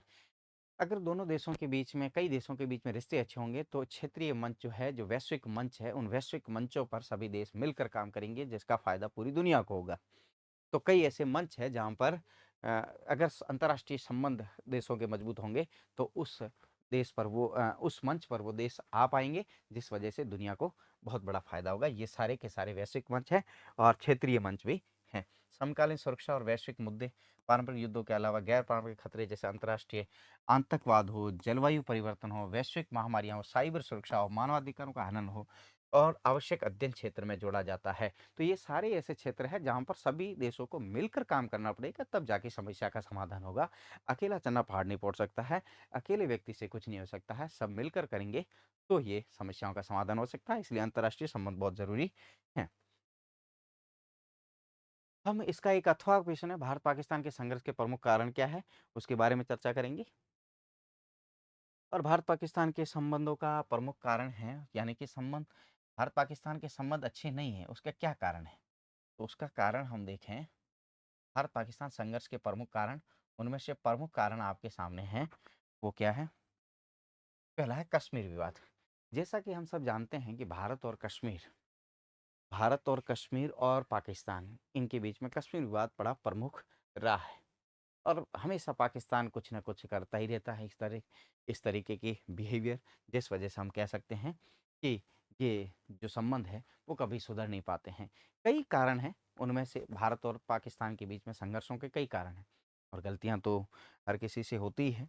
और एक तरीके से हम कह सकते हैं कि नेहरू जी का थोड़ा सा सॉफ्ट रवैया रहा, तो जैसे कश्मीर यूएनओ में मैटर चला गया था, उस वजह से हम कह सकते हैं। पिछली मैंने बात की थी कि शिमला समझौते में एक बात स्पष्ट हो गई थी कि कश्मीर किसके बीच का मुद्दा है, दोनों देशों के बीच का मुद्दा है। ये बड़ी उपलब्धि थी शिमला समझौते की। क्या मुद्दा है देखते हैं। 47 के बाद, विभाजन के बाद यह विवाद केंद्रीय बिंदु था। कश्मीर का भारत में विलय पूर्णतः कानूनी था, लेकिन पाकिस्तान और गैर कानूनी तरीके से इसके इससे पीओके पर कब्जा करके पूरे क्षेत्र पर निरंतर दावा करता है। 1947 में आज़ाद हुए, और 1947 में दोनों देश बंटवारे के साथ आज़ाद हुए थे। आज़ादी के बाद 22 अक्टूबर 1947 को पाकिस्तान ने कश्मीर पर अटैक किया कुछ कबाइलियों के साथ, और अटैक करने के बाद उसने कश्मीर के कुछ हिस्से को वहाँ से जीत लिया। और एक तरीके से कहते हैं कि भारतीय जो इंडियन आर्मी वहाँ तक पहुँची, और इससे पहले जो रियासत थी, रियासत के राजा हरी सिंह थे, और हरी सिंह ने तो साइन कर दिए थे जो आईओए था, आईओए, इंस्ट्रूमेंट ऑफ एक्सेशन, विलय पत्र था जो सरदार पटेल ने बनाया था। सरदार पटेल के उस विलय पत्र पर, या भारत का जो विलय पत्र था उस पर साइन कर दिया था हरी सिंह ने। इस तरीके से कश्मीर भारत का हो गया था। लेकिन पाकिस्तान को ये बात रास नहीं आई और उसने अटैक कर दिया। पाकिस्तान के नाम में भी अगर कहें कि वो कहता है कि पाकिस्तान, प फॉर पंजाब, कश्मीर, सिंध और बलूचिस्तान, ये मिलकर पाकिस्तान बनता है। और पाकिस्तान के हिसाब से हम कहें कि वो पाकिस्तान ने क्या किया कि अटैक करके कश्मीर का मुद्दा जो था उसको हवा देने का काम किया, और एक क्षेत्र जीत लिया। उस क्षेत्र का नाम था POK, पाकिस्तान ऑक्यूपाइड कश्मीर, और तब से वो हिस्सा पाकिस्तान के पास है। तो कश्मीर विवाद रहा है, कश्मीर पे हमेशा दावा पेश करता रहा है। अब पूरी बातें करेंगे, वक्त लगेगा, कश्मीर विवाद बहुत लंबा है। अगर विस्तार से बात करेंगे तो इस पे बहुत ज़्यादा समय लगेगा, क्योंकि ये बात है भारत के एकीकरण से संबंधित है, रियासतों से संबंधित है। इसमें कई मुद्दे आएंगे, कई राजाओं का विलय पत्र क्या होता है, ये बातें करेंगे तो लंबा वक्त लगेगा। हम देखते हैं फिलहाल कि कश्मीर विवाद के बाद एक और विवाद है, सीमा पार आतंकवाद। अब सीमा पार आतंकवाद क्या होता है? एक तो कश्मीर विवाद है, भारत और पाकिस्तान के बीच में कश्मीर विवाद है। कश्मीर विवाद के अलावा क्या है? जैसे ऐसा है कि पाकिस्तान का जो मुद्दा है, वो पाकिस्तान का मुद्दा बड़ा सॉफ्ट नहीं रहा है, या फिर बड़ा संवेदनशील मामला रहा है, क्योंकि दोनों देशों की जो जनता है, वो जनता बुरी नहीं है, लेकिन दोनों देशों के बीच में राजनीतिक लोग हैं और कुछ लोग हैं जिनकी वजह से ये मुद्दे लगातार, जिनको हवा मिलती रहती है, आग लगती रहती है, जिस वजह से बड़े रहते हैं और कई मासूम लोगों की जान जाती है। और पाकिस्तान के तो हुक्मरान जो है, वो लगातार इस तरीके के बयान देते रहते हैं, जिस वजह से काफ़ी विवाद बना रहता है। कहते हैं कि जो एक बार गलती करे वो नादान, जो एक बार गलती करे वो नादान, जो दो बार गलती करे वो अनजान, जो बार बार गलती करे वो शैतान, जो ज़िंदगी भर गलती करे वो पाकिस्तान। तो पाकिस्तान लगातार गलती कर रहा है, और पाकिस्तान गलती कर रहा है तो क्या कर रहा है? पाकिस्तान द्वारा भारतीय सीमाओं पर आतंकवाद को प्रायोजित करना और छद्म युद्ध, प्रॉक्सी वॉर चलाना संबंधों को बिगाड़ने वाला सबसे बड़ा कारण। 26/11 मुंबई हमला और पुरी और पुलवामा हमला। 2008 में मुंबई पे अटैक किया, 2016 में उरी पे अटैक किया, 2019 में पुलवामा पे हमला किया, और जैसा कि हम देख रहे हैं 2025 में किस पे हमला किया? वो 2025 में हमला किया था ये आपके जो था पहलगाम, पहलगाम पहलगाम पे अटैक किया था। तो जिसके खिलाफ ऑपरेशन सिंदूर चलाया गया था। इस पे एयर स्ट्राइक हुई थी, इस पे सर्जिकल स्ट्राइक हुई थी। 2008 में मनमोहन सिंह जो प्राइम मिनिस्टर थे, कहते हैं कि सर्जिकल स्ट्राइक की थी, लेकिन वो देखने को नहीं मिली थी हमें यहाँ पर। इसके बाद हम कह सकते हैं कि नदी जल विवाद भी रहा है, दोनों के देशों के बीच में नदी जल विवाद भी रहा है। नदी जल विवाद क्या होता है? सिंधु जल समझौता 1960 के बीच विवाद, जल बंटवारे पर विवाद, साथ ही सरक्रिक विवाद, समुद्री सीमा विश्व के सबसे बड़े युद्ध सियाचिन पर ग्लेशियर पर नियंत्रण को लेकर दोनों देशों के बीच में लगातार गति रहा है। एक तो सिंधु नदी के जल को लेकर ये भी विवाद रहा था, जिसे 1960 में वर्ल्ड बैंक की मध्यस्थता से दूर किया गया था। ये समझौता हुआ था दोनों देशों के बीच में। एक मामला और है, वो सरक्रीक का है, जो गुजरात में एक स्थान पड़ता है। सरक्रीक एक नदमुख का है, 96 किलोमीटर एक नदमुख है। उसको लेकर भारत में और पाकिस्तान में लगातार संघर्ष है। इसके अलावा सियाचिन जो ग्लेशियर है, उसको लेकर भी भारत पाकिस्तान के बीच में क्या है? संघर्ष है। ये ग्लेशियर है, यहाँ पर अपने आप को, ये यहाँ पर आप देख सकते हो कि बहुत ज़्यादा -40 डिग्री टेम्परेचर चला जाता है। वहाँ पर हमारे जो जवान होते हैं वो लगातार पेट्रोलिंग करते हैं। तो ये विवाद भी रहे हैं। तो पहला विवाद कौन सा रहा पाकिस्तान के साथ? कश्मीर का, कश्मीर विवाद रहा। दूसरा कौन सा सर? आतंकवाद का रहा, आतंकवाद का। और तीसरा हम देख सकते हैं, तो ये आतंकवाद का। तीसरा आपकी ये हो गया, चौथा ये हो गया, पांचवा ये हो गया। ये लगातार ऐसे विवाद है। संघर्ष के प्रमुख कारण यही है भारत और पाकिस्तान के बीच में। उसके बाद दोनों देशों के बीच में ऐतिहासिक शांति प्रयास। कौन कौन से शांति के प्रयास किए गए हैं दोनों देशों के बीच में? कौन कौन से अभी तक शांति के प्रयास किए गए हैं? तो दोनों देशों के बीच में एक तो ताशकंद समझौता हुआ था 1966 में, ठीक है, और एक शिमला समझौता होता 1972 में। ये 1965 की वॉर के बाद हुआ था, और ये 1971 की वॉर के बाद हुआ था। महत्वपूर्ण द्विपक्षीय प्रयास है। शिमला समझौते के अंतर्गत दोनों देशों ने सभी विवादों को आपसी समझौते और तीसरे पक्ष के हस्तक्षेप के बिना करने का संकल्प लिया था। तो ताशकंद समझौता हुआ था 1965 के युद्ध के बाद।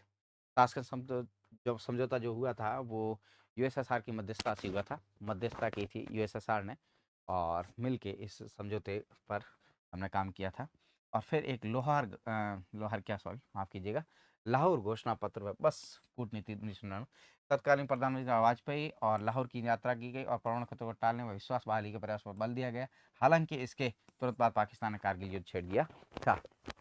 वही बात, जो एक बार गलती करे नादान, दो बार गलती करे अनजान, तीन बार गलती करे या फिर बार बार गलती करे वो शैतान, जो ज़िंदगी भर गलती करे वो पाकिस्तान, और ज़िंदगी भर गलती हो रही है, और ज़िंदगी भर गलती हो रही है तो कारण क्या है कि 1998 में हमने थोड़ी-सी शांति के प्रयास किए, लेकिन 1999 में उसने क्या छोड़ दिया? कारगिल युद्ध, कारगिल का वॉर छेड़ दिया। और ये कौन थे? परवेज़ मुशर्रफ। परवेज़ मुशर्रफ थे, जनरल परवेज़ मुशर्रफ थे, उन्होंने ये युद्ध छेड़ दिया था। विश्वास बहाली के उपाय व करतारपुर 2019। तो नानक जी करतारपुर कॉरिडोर बनाया गया था। करतारपुर करतारपुर कॉरिडोर समय समय पर नागरिक संबंधों, पीपल टू पीपल कॉन्टैक्ट्स को बढ़ते हुए रेल बस सेवाएं शुरू की गई। हाल ही में करतारपुर कॉरिडोर खुलना देशों के लिए एक बीच महत्वपूर्ण धार्मिक राजनयिक सहयोग उदाहरण रहा है। तो 2018-19 में जो था वो करतारपुर कॉरिडोर खोला गया। सीधे आप जानते हैं सिख धर्म के जो संस्थापक हैं गुरुदेव नानक जी का जो जन्म हुआ था वो पाकिस्तान में हुआ था। करतारपुर जगह पड़ती है, वहाँ पर उनका बनाया हुआ है। तो अमृतसर से 17 से 18 किलोमीटर दूर पड़ता है। तो सिखों के जो धार्मिक स्थल है वहाँ पर आने जाने का जो एक रास्ता दिया था वो भी बाद में दिया गया। दोनों देशों का ये हम कह सकते हैं कि शांति के प्रयासों में से एक प्रयास ये है करतारपुर कॉरिडोर बनना। आप दोनों देशों के बीच ये सिर्फ पासपोर्ट बता के हम जा सकते हैं वहाँ पर कॉरिडोर में, सिर्फ उतना ही रास्ता दिया गया है करतारपुर कॉरिडोर। तो ताशकंद समझौता, शिमला समझौता, लाहौर घोषणा पत्र, बस कूटनीति, विश्वास बहाली के लिए करतारपुर कॉरिडोर, ये शांति के प्रयास दोनों देशों के बीच में किए गए। आलोचनात्मक मूल्यांकन अगर करें दोनों देशों के बीच में, राजनीतिक स्वायत्ता व सुरक्षा नीति। भारत सदैव संप्रभुता, राष्ट्रीय सुरक्षा, सर्वोपरिता, भारत ने अंतर्राष्ट्रीय मंचों पर संदेश दिया है कि पाकिस्तान प्रायोजित आतंकवाद का खात्मा किए बिना कूटनीतिक नहीं है। भारत का स्पष्ट बहुमत रहा है, स्पष्ट कहा है कि जब तक भारत सीमा पार से आतंकवाद को नहीं रोकेगा पाकिस्तान, तब तक शांति के प्रयास सफल नहीं हो पाएंगे। यथार्थवादी विश्लेषण। यथार्थवादी विश्लेषण क्या हो सकता है? तो इस संबंध में किसी काल्पनिक शांति पर नहीं बल्कि यथार्थवादी हितों पर टिका है। भारत को स्पष्ट रुख है कि आतंकवाद बातचीत दोनों एक साथ नहीं चल सकते। भविष्य में शांति तभी संभव है जब पाकिस्तान अपनी आतंकी नीति को पूरी तरह त्याग दे। आतंकी नीतियों को त्याग देगा तभी। देखो बहुत से ऐसे हिजबुल्लाह हो, लश्कर ए तैयबा हो, या फिर मुजाहिदीन हो, ये ऐसे बहुत से संगठन चल रहे हैं। अब पाकिस्तान में कई आतंकवादी संगठन चल रहे हैं, इस तरीके की बातें सामने आती रही है। हालांकि पाकिस्तान लगातार इन बातों पर इनकार करता रहा है, लेकिन सच्चाई क्या है अभी तक पता नहीं चल पा रही है। लगातार जो सीमा पार से आतंकवाद आ रहा है, इस वजह से रिश्ते संभव नहीं हो पा रहे हैं। इसलिए कोशिश की जा रही है कि इन रिश्तों को सुधारने के लिए कुछ और प्रयास करने पड़ेंगे। अगला प्रश्न है अंतर्राष्ट्रीय संबंध व क्षेत्रीय संघर्ष। अंतर्राष्ट्रीय संबंध का अर्थ व स्वरूप ये हमने शायद कर लिया था। उसके बाद राष्ट्रीय जटिल प्रकृति के बारे में हम देखेंगे, ये भी हमने कर लिया था। अब पांचवा प्रश्न है, और पांचवें प्रश्न को ध्यान से देखें तो आपको थोड़ा आपको धुंधला दिखाई देगा, लेकिन कोशिश करेंगे कि आपको अच्छा दिखाई दे।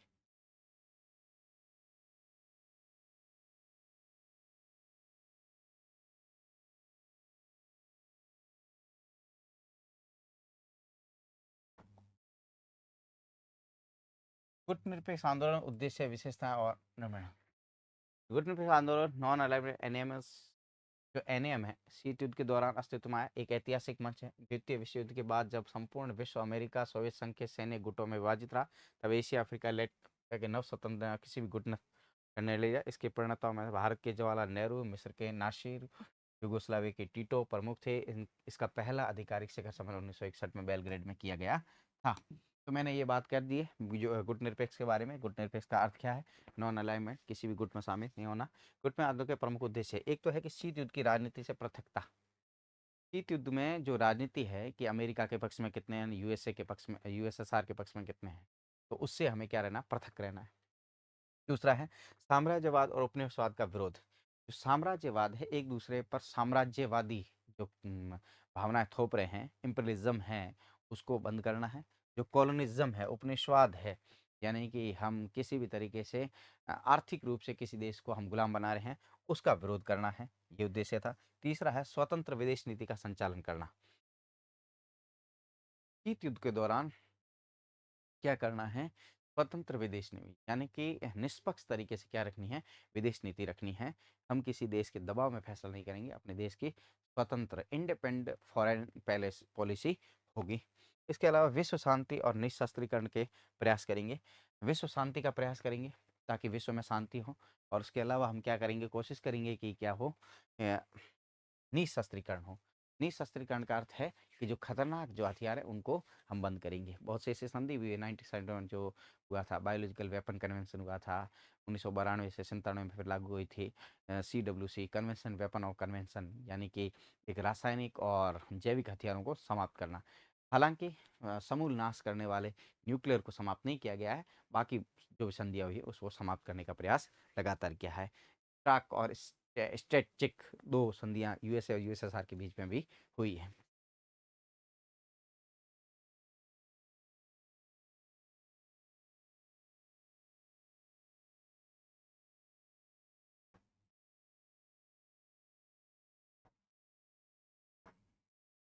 आंदोलन की विशेषताएं तटस्थता नहीं बल्कि सक्रिय भागीदारी। तटस्थता, कुछ लोग कहते हैं कि एनएम के जितने भी सदस्य देश हैं वो तटस्थ है, तटस्थ नहीं है, सक्रिय भूमिका है, लेकिन हम किसी एक पक्ष के झुकाव में नहीं है, जो सही है उसके पक्ष में हम हैं। दूसरा है कि विकासशील देशों की एकता। विकासशील जो देश है वो मिलकर काम कर रहे हैं। ज़्यादातर इसमें विकासशील देश है। गुटनिरपेक्ष में 3 नीतियाँ हैं, एक कौन सी है, पूंजीवाद जिसका यूएसए है, यूएसएसआर साम्यवादी देश या समाजवादी देश, और तीसरा है गुटनिरपेक्ष जो इन दोनों गुटों से, खेमों से अलग है। फिर है पंचशील समझौते के सिद्धांतों पर आधारित है। पंचशील का मतलब है कि किसी पे आक्रमण नहीं करेंगे, क्षेत्रीय अखंडता रखेंगे और एक दूसरे का सहयोग करेंगे, अंतर्राष्ट्रीय मंचों पर सहयोग करेंगे और भी समानता स्थापित करेंगे, शांतिपूर्ण सह-अस्तित्व रखेंगे। ये सारे के सारे प्रयास करने का क्या किया गया है? प्रयास किया गया है। गुटनिरपेक्षता का महत्व क्या है?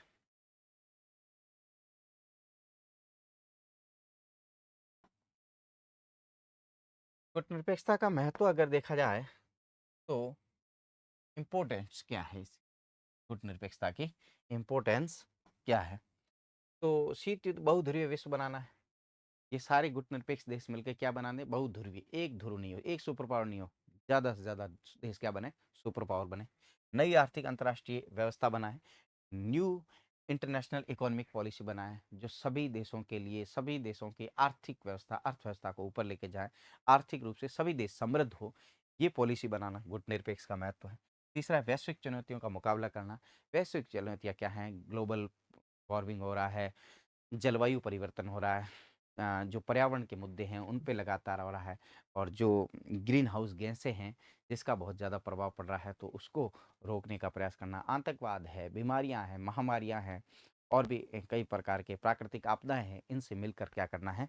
देश को, विश्व को बचाना है। आतंकवाद भी इसके अलावा है, तो इन महामारियों से और आतंकवाद जैसी समस्याओं से विश्व को बचाना, ये किसका प्रमुख कार्य है? इसका अथवा आगे मिलेगा आपको, और हम आगे बढ़ेंगे। और आगे बढ़ते हुए छठा प्रश्न आपके हैं सामने, ब्रिक्स में भारत की भूमिका एवं महत्व का विश्लेषण करना है। ब्रिक्स जो देश है उसमें भारत की क्या है? तो बेल सीधा है, ब्रिक्स का अर्थ है ब्राजील, रशिया, इंडिया, चाइना और साउथ अफ्रीका। ठीक है, ये ब्राजील है, ये आपके रशिया है, ये आपके इंडिया है, ये चाइना है, और ये साउथ अफ्रीका है। ये मिलके बना है। तो ब्रिक्स की स्थापना मैंने आपको बताया था 2006 में। पहला इसका शिखर सम्मेलन 2009 में, कहाँ पे?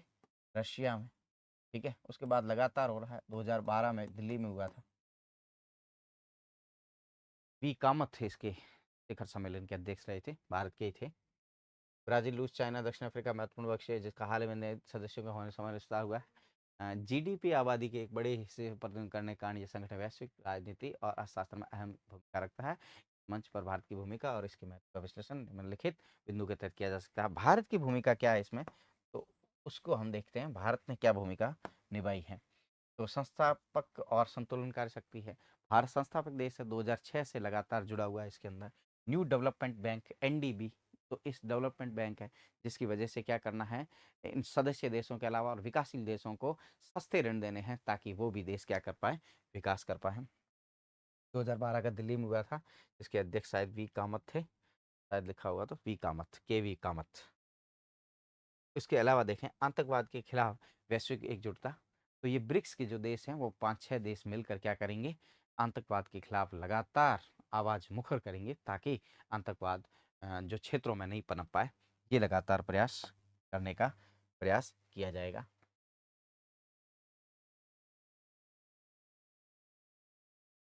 इसके अलावा देखें कि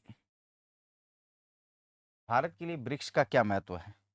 वैश्विक प्रशासन में सुधार, इस मंच पर माध्यम से संयुक्त राष्ट्र सुरक्षा परिषद यूएनएससी और आईएमएफ और विश्व बैंक डब्ल्यूबी जैसी प्रभावशाली संस्थाओं में सुधार की मांग करता है ताकि विकासशील देशों को उचित प्रतिनिधि मिल सके। भारत ब्रिक्स के तहत ये कहना चाहिए, जो यूएनएससी के जो देश है, यूएनएससी में आपको पता है स्थायी देश 5 है, अस्थायी देश कितने 10 हैं, जो 2 साल के लिए चुने जाते हैं। भारत चाहता है कि दोनों देशों में क्या हो, परिवर्तन हो, परिवर्तन हो। भारत दोनों देशों में चाह रहा है कि अब स्थायी देश भी बढ़ा है या अस्थायी देश भी बढ़ा है, दोनों में परिवर्तन करें।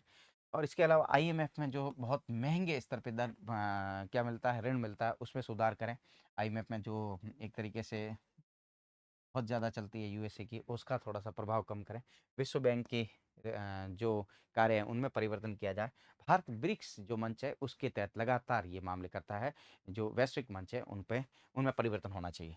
रणनीतिक स्वायत्ता और बहुध्रुवीयता, क्वाड के माध्यम से पश्चिमी देशों के ब्रिक्स के माध्यम से और रूस चीन जैसे देशों के साथ हाथ बनाए रखता है, भारत की राजनीतिक स्वायत्ता को मजबूत करता है। इसमें चाइना और रूस है जो बहुत सुपर पावर देश हैं, उनके साथ इंडिया के लगातार तालमेल बैठा है। क्वाड के जरिए हम जापान, ऑस्ट्रेलिया और अमेरिका के साथ अच्छे रिश्ते रखने का प्रयास करते हैं, तो वहाँ पर हम बहुध्रुवीय विश्व बनाने के पक्ष में हैं। आर्थिक व्यापारिक लाभ, सदस्य देशों के साथ व्यापार, ऊर्जा, सुरक्षा नीति, तकनीकी, डिजिटल भुगतान प्रणाली जैसे यूपीआई का विस्तार क्षेत्र में सहयोग बढ़ाने के लिए मंच भारत को बेहतरीन अवसर प्रदान करता है। भारत का यूपीआई तो इसकी इसका तो हर कोई गुणगान करता है और अमेरिका भी करता है कि यूपीआई जैसी जो पॉलिसी है वो अन्य किसी भी देश में नहीं है, भारत में है। यूनिफाइड पेमेंट इंटरफेस, ये पॉलिसी अन्य देश भी अपना रहे हैं और बहुत से देश, मैंने तो अभी सुना है कि कोई देश भारत से मांग कर रहा है कि ऐसे हमें भी इसमें सहयोग करें। अंतिम प्रश्न का अथवा का जो प्रश्न है वो प्रश्न है आपके सामने।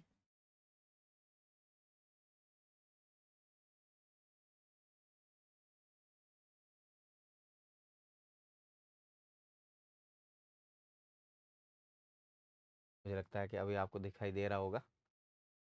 प्रश्न आपके सामने है, आसियान के साथ भारत के संबंध क्वेश्चन। आसियान मैंने आपको बताया था ASEAN, association of south east Asian Nations. इसकी स्थापना 1967 में हुई थी और बैंकॉक घोषणा पत्र से हुई थी, बैंकॉक घोषणा पत्र से। इसका जो हेड क्वार्टर है वो जकार्ता में, कहाँ पे, जकार्ता में है। जकार्ता इंडोनेशिया में पड़ता है, इंडोनेशिया में पड़ता है। ASEAN association of south east Asian nation, इसमें 10 देश है। इसमें टोटल कितने देश है, 10 देश है। इसमें 5 तो क्या थे, संस्थापक, और उसके बाद 5 और जुड़े हैं, और 5 जुड़े हैं तो कंबोडिया, लाओस वगैरह ये जुड़े हैं। क्षेत्र में भारत की विदेश नीति में आसियान एक क्षेत्रीय स्तंभ रहा है। भारत के ऐतिहासिक संबंधों से होकर आज भारत आसियान संबंध रणनीतिक और व्यापारिक आर्थिक साझेदारी में बदल चुके हैं। संबंधों का ऐतिहासिक विकास, लुक ईस्ट एक्ट ईस्ट जो नीति है, लुक ईस्ट हमने 1991 में अपनाई थी, एक्ट ईस्ट हमने 2014 में अपनाई थी मोदी जी के समय में। हम लगातार आसियान के साथ ये 4C पर काम कर रहे हैं। 4C मतलब कल्चर, कॉमर्स, कनेक्टिविटी और कैपेसिटी बिल्डिंग पर बल दिया है। सहयोग के प्रमुख आयाम क्या है, सहयोग के मुख्य काम क्या है, हम देख रहे हैं कि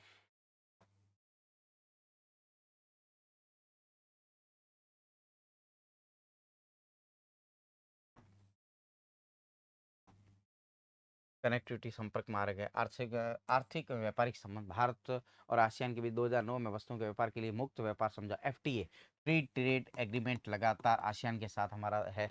2009 से फ्री ट्रेड एग्रीमेंट है, यानी कि व्यापार दोनों देशों, यानी कि भारत और आसियान देशों के साथ जो व्यापार होगा फ्री ट्रेड एग्रीमेंट होगा। उस पर कोई टैक्स, जो बॉर्डर टैक्स लगता है वो नहीं होगा, सीमा शुल्क नहीं लगेगा।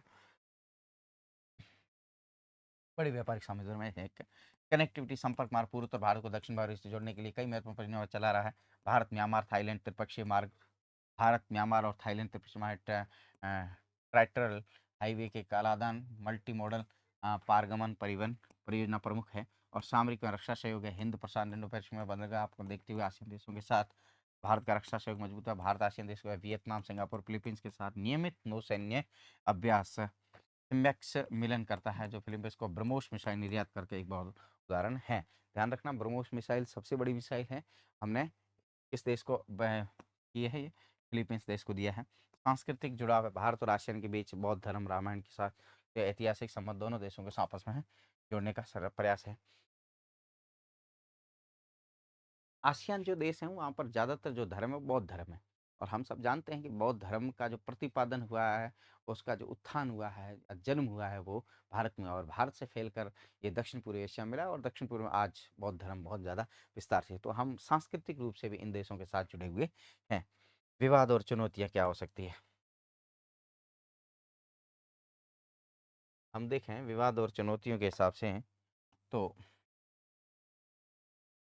आसियान देशों के साथ जो हमारे क्या विवाद रहे हैं और क्या साथ रहा है, चुनौतियाँ क्या है? मौजूद संबंधों के बावजूद चुनौतियाँ मौजूद हैं। भारत ने चीन के आर्थिक प्रभाव, क्षेत्रीय व्यापार भागीदारी को समझौते में शामिल न होने का फैसला किया, जिससे आसियान के देश में निराश हुए। इसके अलावा बुनियादी परियोजनाओं में न होने वाली देरी प्रमुख समस्या है। बुनियादी जो विकास है वो संभवतः नहीं पहुंच पा रहा है, ये बड़ा प्रमुख कारण है। और भारत ने चीन के आर्थिक प्रभाव वाले जो आर्थिक प्रभाव, क्षेत्रीय व्यापक आर्थिक भागीदारी, रीजनल कंपटीटर जो इकोनॉमिकल पार्टनरशिप है, तो समझौते में शामिल नहीं होने का फैसला किया है, जिसका प्रभाव किस पे पड़ा है? आसियान देशों पर, क्योंकि आसियान देश लगातार चाइना के संपर्क में। निष्कर्ष है, आसियान के साथ भारत के संबंध न केवल आर्थिक समृद्धि के लिए बल्कि हिंद महासागर में शांति, स्थिरता, शक्ति संतुलन बनाए रखने के लिए अत्यंत अपरिहार्य है। तो कोशिश है कि इसी के साथ हम अगर आगे बढ़ें तो आपकी क्लास समाप्त हो जाती है। क्लास समाप्त होने के बाद मैं आपसे ये कहूँगा कि अगर इस क्लास को अगर आपने ठीक ढंग से सीख लिया, समझ लिया, तो उम्मीद करते हैं कि इसमें बहुत से प्रश्न आपके एग्ज़ाम में आएंगे। और एग्ज़ाम में आएंगे तो उस हिसाब से तैयारी भी हमें करनी है। और तैयारी कर कर इस प्रश्नों को हम ध्यान से पढ़ कर जाएँ, तो एक तरीके से यहाँ पर मॉडल पेपर सॉल्व किया गया है। इसके माध्यम से बताने का प्रयास किया गया है कि इस तरीके का मॉडल पेपर आ सकता है। और अगर इन प्रश्नों को देखा तो 2-4 प्रश्न इनमें से भी अगर आ जाते हैं तो भी आपके लिए प्लस पॉइंट ये साबित होगा। तो इसी उम्मीद के साथ आगे क्लास और ली जाएगी। कोशिश करेंगे कि इससे अच्छी और बेहतर प्रयास से अगले सेमेस्टर की क्लास ली जाए और आपके नंबर अच्छे हैं, आप एग्ज़ाम में अच्छा मार्क्स ले पाएँ और अच्छे तरीके से काम कर पाएँ। इसी उम्मीद के साथ मैं आज की क्लास को समाप्त करता हूँ। और कोई भी संदेह वगैरह हो तो आप कमेंट बॉक्स में छोड़ें, ताकि उस प्रश्न का जवाब देने का पूरा प्रयास किया जाएगा हमारी तरफ से। यही इसी के साथ आज की क्लास को समाप्त करते हैं। बहुत बहुत धन्यवाद।